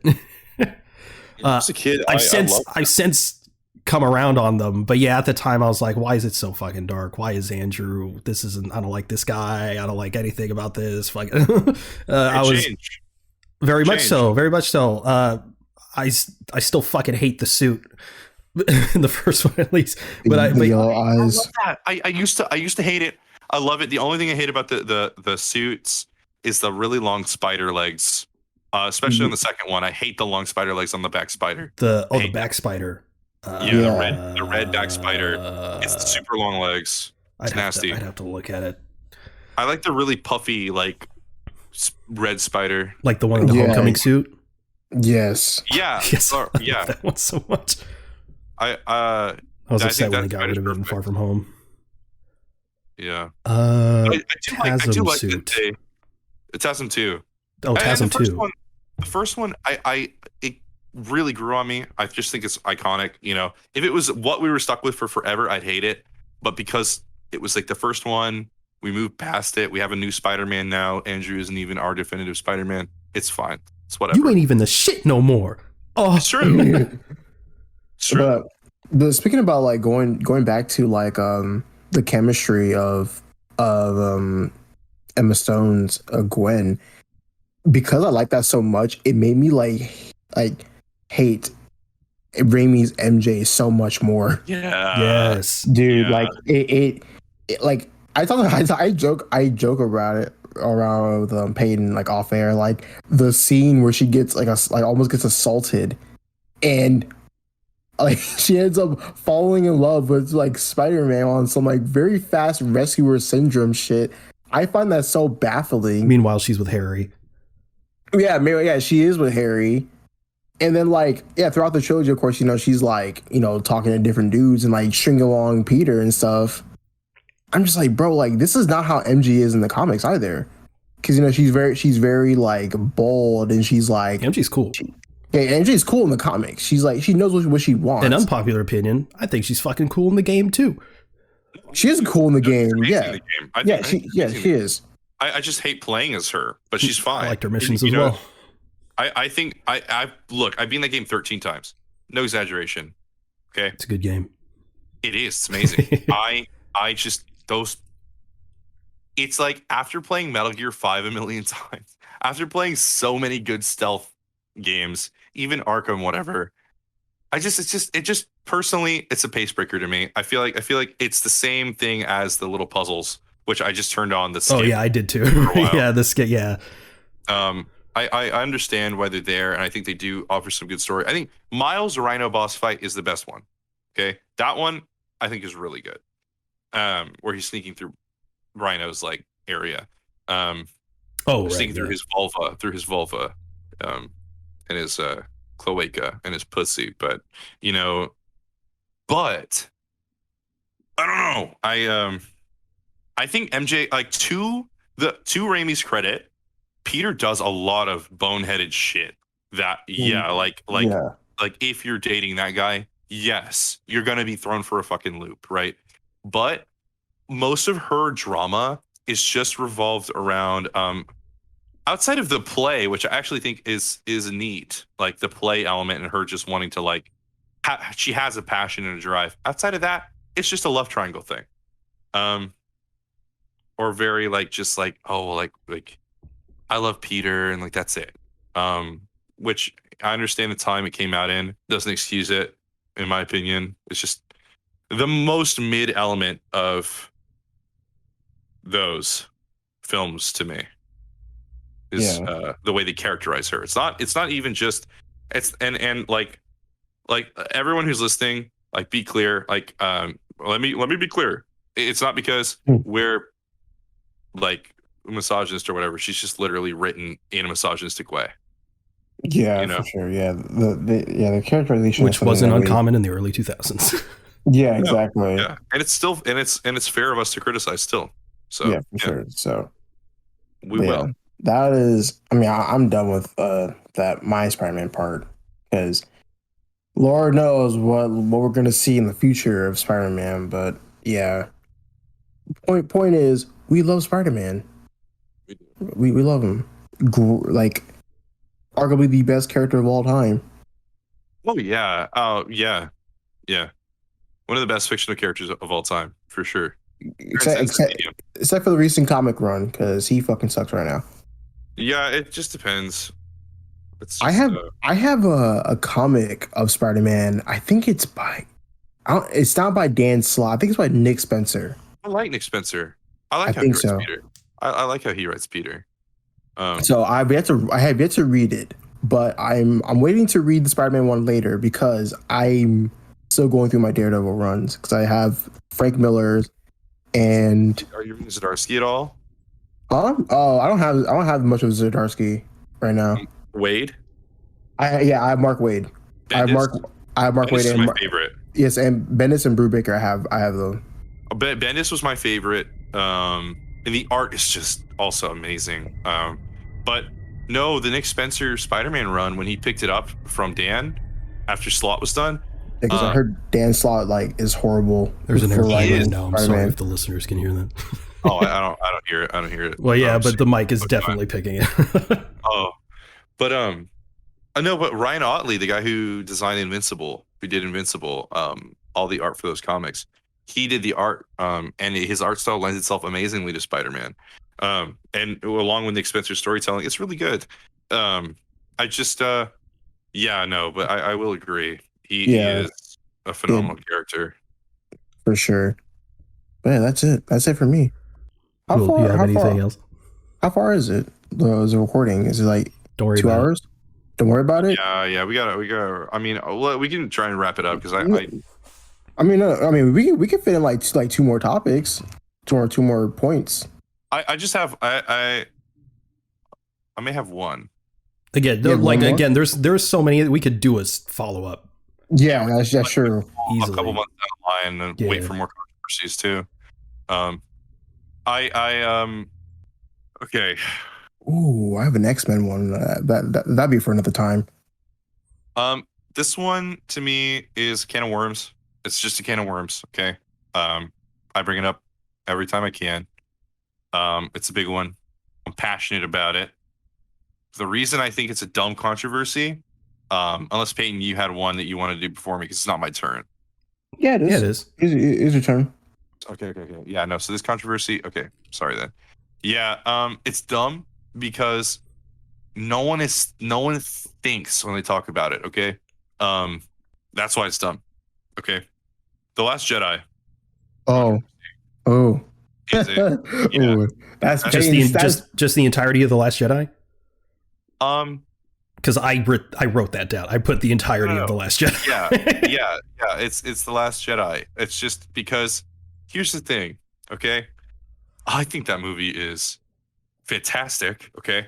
I'm it's not like a fucking like biased thing or whatever. I've reevaluated this so many times. I've thought about it. I've considered every other fucking point possible. I really have, okay? I've talked to so many of my friends who just disagree. Some of them who come up with like just the most complicated, well thought out, for whatever reason, like well thought out in just like a really weird tunnel vision way, responses or like rebuttals to basically, oh, like this is how it should be, or this is whatever The Last Jedi does. And it's just like, dude, the dumbest of the dumbest controversies in The Last Jedi is people were pissed that Snoke died. Why would you be pissed that we're not getting a repeat of the Emperor? No one wanted that. I can't believe you think that any of us wanted that. Why would you have wanted it? Who gives a shit? I remember watching in the theater, and when he got cut in half, I was like, oh, thank God. No, that was like such an amazing subversion. And I know people are like, oh, dude, you just learned that word from a YouTuber. Oh, dude, like subversion is just like for subversion's sake is meaningless. It was not subversion for subversion's sake. It was to bolster Kylo Ren's arc, okay? And also, it's like Kylo Ren, if he wasn't, imagine a story where he wasn't redeemed and he just doubled down on being evil, right? Because that's what he was doing in Last Jedi, was doubling down harder. despite his good nature. He chose, I'm the big bad. And it's meta in a way, because a lot of the complaints from Force Awakens for a lot of people, even though Kylo carried the movie, a lot of the people who hate The Last Jedi also thought Kylo in Force Awakens was a whiny little crybaby bitch. He was supposed to be. And this movie is him proving that he's not that. And not only is he not that, he's the big bad. There's no one bigger than him in this. No one. Right? That's so good. And even if it's not, like, even if you don't like it, I just can't imagine being so pissed that, like, Snoke doesn't have a backstory. Are you here for backstories for these characters? Or are you here so that we have a good, just satisfying, cohesive story with no fat, right? Like a good story, like Kino, right? Because Last Jedi is as Kino as it could be, okay? Rian Johnson, people say he ruined Star Wars. He had the task, okay, of explaining all of the weird decisions JJ made. And JJ is someone who put Luke, stranded him on an island, which is already so out of character for him, is someone who says so many times, you know, he just doesn't like the prequels. He just doesn't like them. And someone whose vision of the franchise is this comfort food, right? For boomers, for these people who grew up with it. It's nostalgia. That's it. Like, period. There's nothing else of substance to this franchise for him. And it shows in Force Awakens. It really shows. None of the new characters are written super confidently besides Kylo. Okay. And the legacy characters, like, have a very strong focal point in the narrative, to the point to where, like, no wonder people are gonna not like your characters as much as they want to see Han and Leia, because you're not even confident in them comparatively. So, you know, there's all of this stuff, right?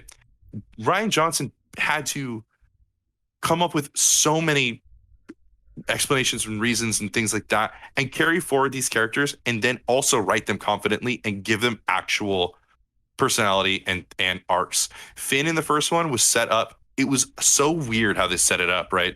As this, like, identity thing where it's like, oh, you know, like, maybe we're gonna bring some humanity to stormtroopers. Look at how this is traumatizing Finn, and Finn's setting up guy. just fascinating ideas. Yeah, and it sounds amazing, right? And then as he's escaping with Finn, or sorry, with Poe, from, you know, the First Order, he's like gunning his squad mates down and laughing about it, and like, woohoo, like, yippee, which is such a weird contrast in tone and theme. Like, you're immediately contradicting yourself with what you're telling me. It's just all this stuff. I'm not here to just shit on Force Awakens. I'm just saying that J.J. Abrams is not squeaky clean. He's not perfect. And he was the one who kicked off this whole universe. So to sit here and tell me, right, or say in general, it's Ryan's fault that these Ruin characters Johnson. are this way. Yeah, Ruin Johnson. And people roll their eyes and laugh about, like leaving laugh reactions on Facebook about Glass Onion, which is no fucking relation to Star Wars. People who are infuriated by the fact that he's still getting a trilogy, which, thank fucking God, right? But Ryan understands the franchise on a very personal level, in a way that, of course, it would make Mark Hamill a little uncomfortable when his character that he grew up playing, or whatever, not grew up, but started off playing, is being deconstructed, because it had to be.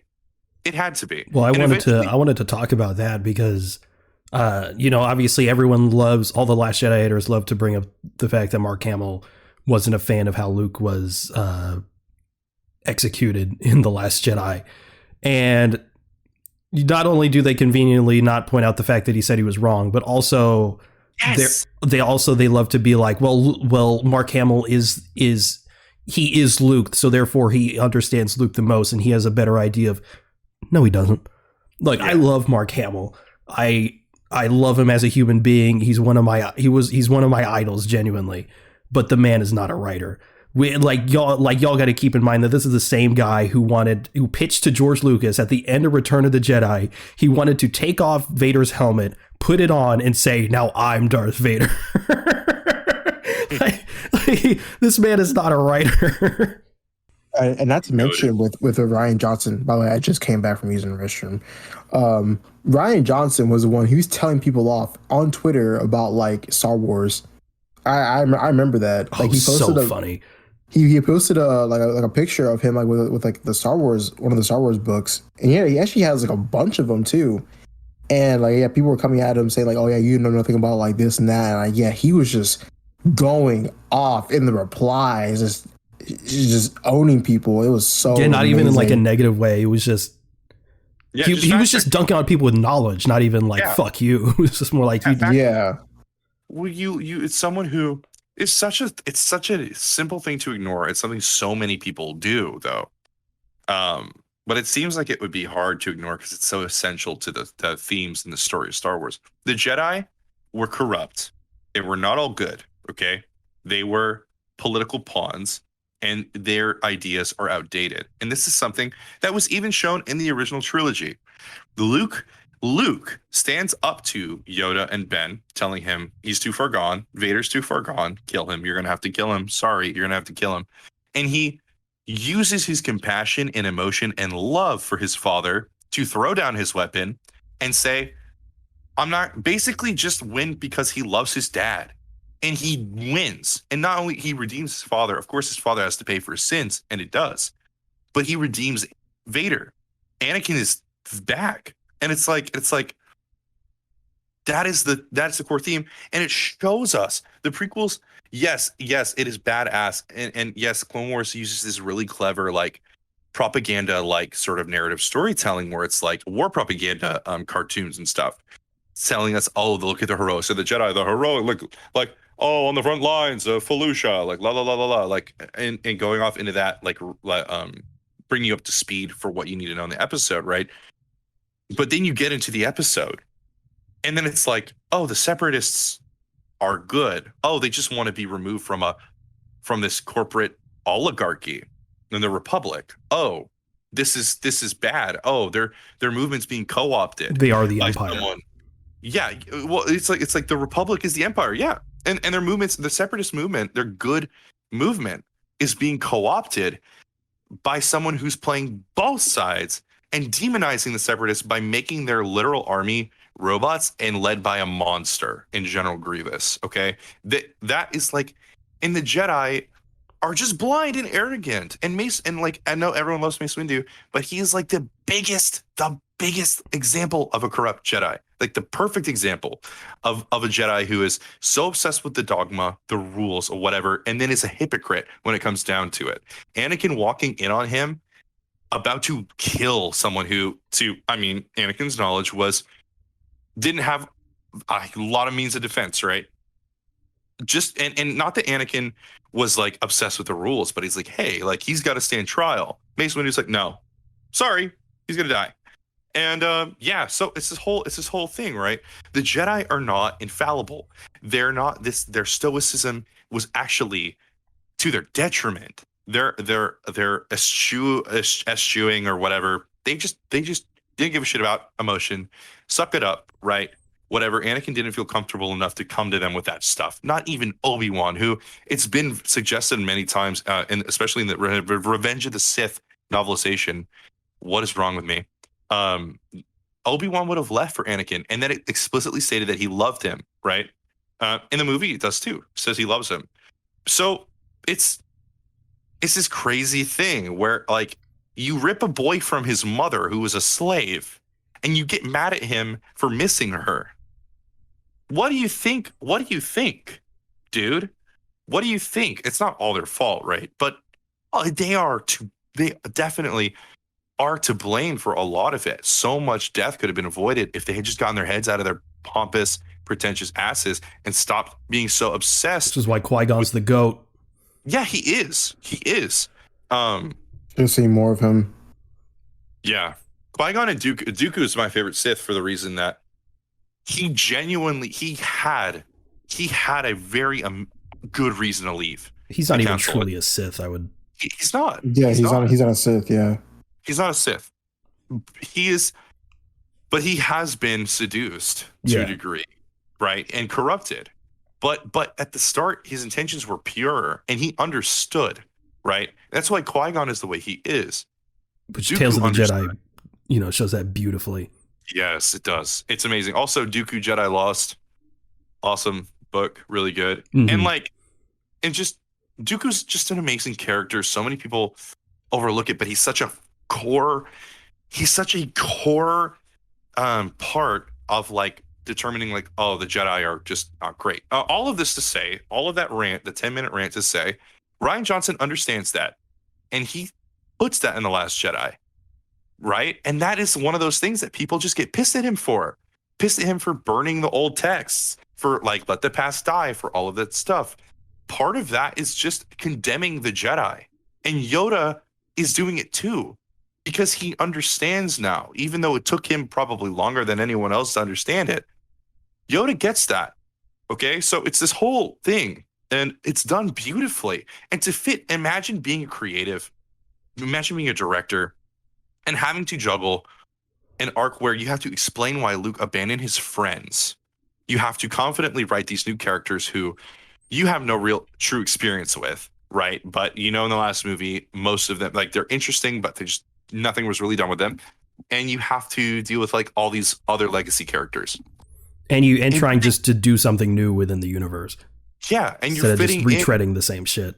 Exactly. You're doing something creative. Like it's a creative endeavor. I would be so creatively unfulfilled if I was there and I was not allowed to do what Ryan did. And like, he's an artist. I mean, that's just how it is. A filmmaker, you're an artist. You're creating. That there's a drive behind it, a passion behind it, especially with something like Star Wars, man. That's like half of filmmakers' reason for getting into film is Star Wars. So, yeah, I would say he understands his shit. Just because it's something, maybe he does some things that I personally wouldn't have done. It doesn't mean they're bad. Doesn't mean I don't like them. It doesn't mean whatever. You know what I mean? It's just that's his vision. It's not his fault that the sequels are bad. There's two reasons. One of them is J.J. Abrams, and I will put the blame on him. I just will, based on Yeah, the I mean, information. his whole mystery box bullshit. He Oh my loves to set shit up, but he doesn't know how to he doesn't know how to resolve those things. Yeah, his We'll just let someone else deal with it. his notion of the franchise too. Like all of the information I have on James, I know about him, has led me to believe like it's pretty much his fault, and also management. At the very least, if we had gotten, I believe, if JJ did all three movies, everyone would be in agreement. It's JJ, right? But because Ryan's there and he did the movie that has Rose in it and a story that is actually the only political one of the three. I know a lot of people call it like the most political Star Wars shit when it's literally the least. The sequels are the least. They're maybe interested in identity politics. They literally put like Live Slug Reaction had a longer shot after the lesbian kiss in The Rise of Skywalker. Like the immediate following shot was an alien slug. I forgot his name. How can I forget his name? But he's amazing, right? The slug. But it's nothing, right? The only reason they hate it is because, oh, Luke did this, and oh, Rose is in it, and whatever. It's because they think it's woke, and because they think that they ruined Luke's character when Ryan had to explain the fact that he was literally running away from his friends. So yeah, It was the best movie we could have got for the setup that we got. absolutely. A miracle, honestly. Yeah. I guess I'll do one last one and then we'll wrap it up. My note here is Joel's death, and then I put /Abby in The Last of Us 2, and then I put /Lev in The Last of Us 2, and then I just put really The Last of Us 2 as a whole.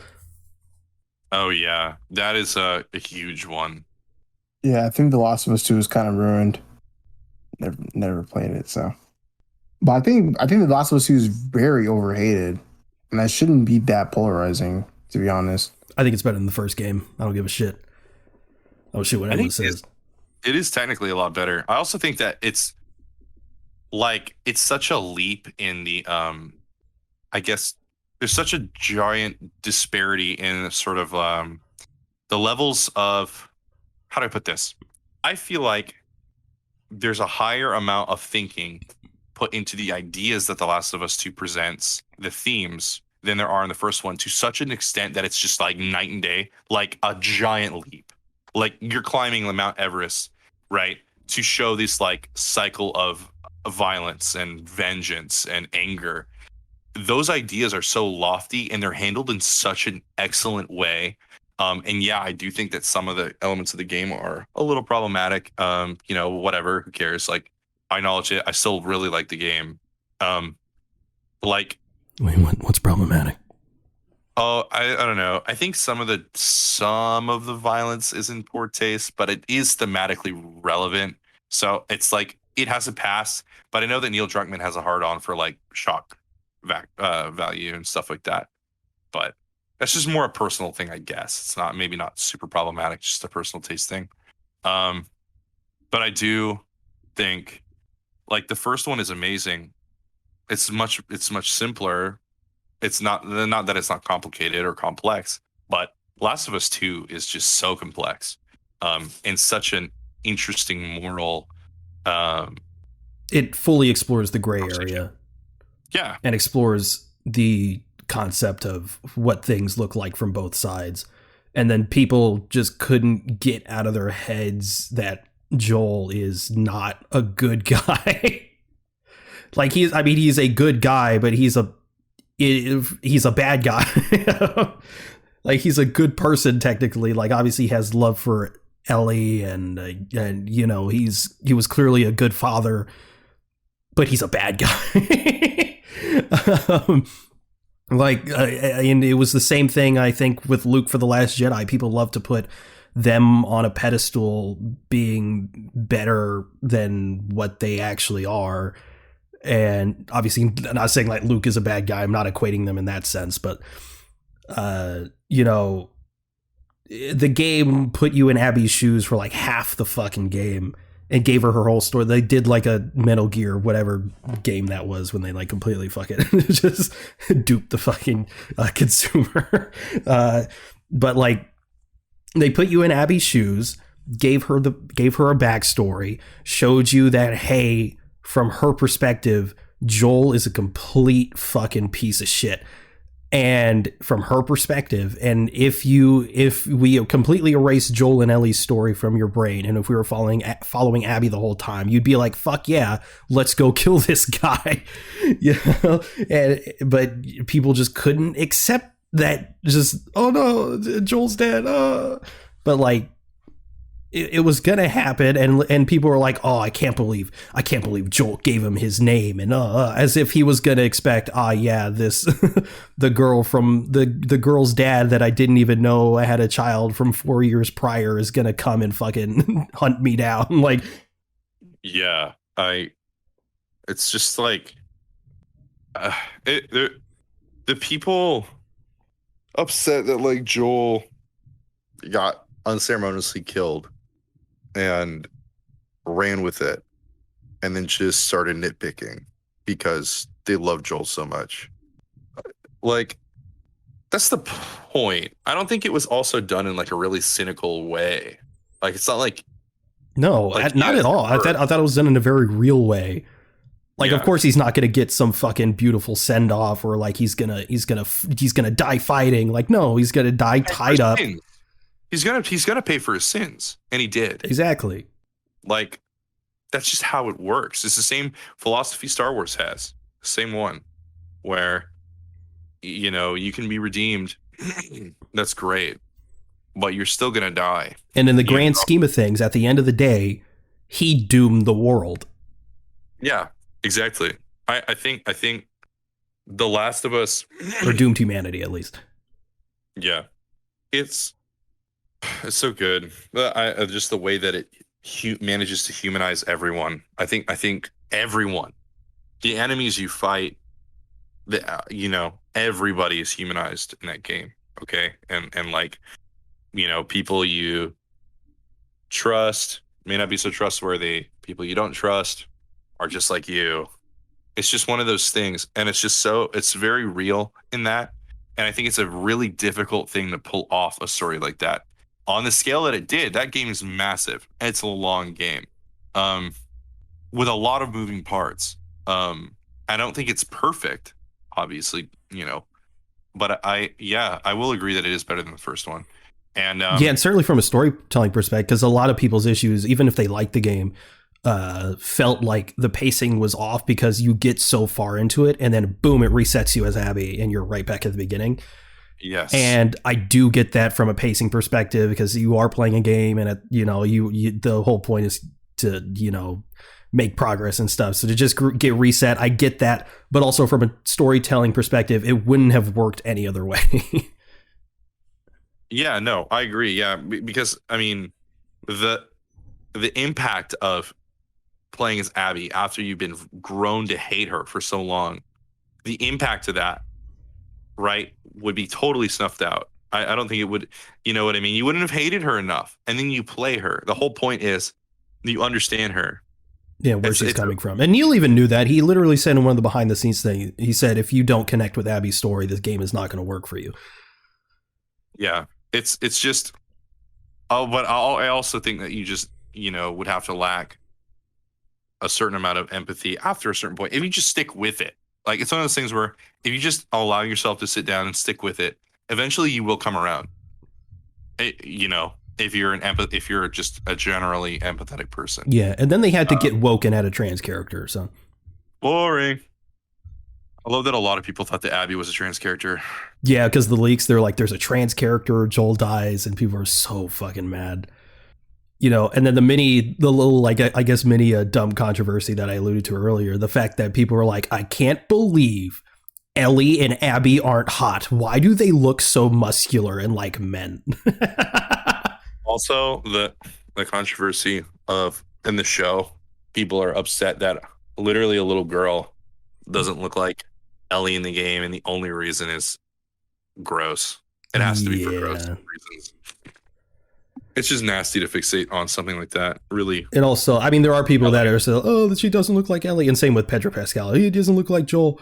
I'll say it to the end, and I'll say it on my deathbed. Performance trumps accuracy to the looks every fucking day. Performance over looks. Because, I mean, just on the trailer alone, Pedro Pascal seems to be fucking nailing Joel.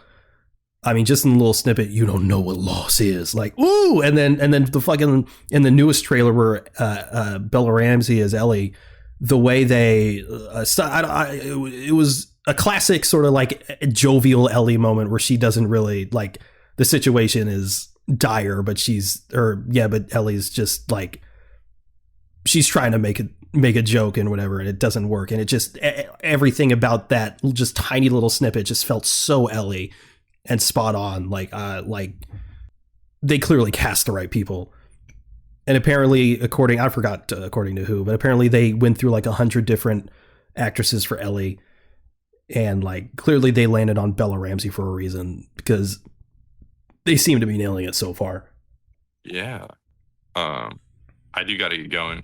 Yeah. Well, that's pretty much all I had anyway. So yeah, is that the show? It is the show. All right. Well, thank you everyone for listening to Avengenerds podcast. If you want to follow us, are at Avengenerds on Twitter. That's AVENGE nerds, all one word. If you want to follow me, I'm at @Zenith_ on Twitter. Where can they reach y'all? Nowhere. Follow our social medias. Yeah, next time. Yeah. You can also join our Discord if you'd like to join the conversation there. Those will be linked in the show notes. You can also check out our links for any additional links you may be interested in. You can also review the show in-app on Apple Podcasts. If you leave 5 stars in a review, it would really help us out. Thanks again for listening to the Avengers podcast. We'll see you next week. Later. Bye.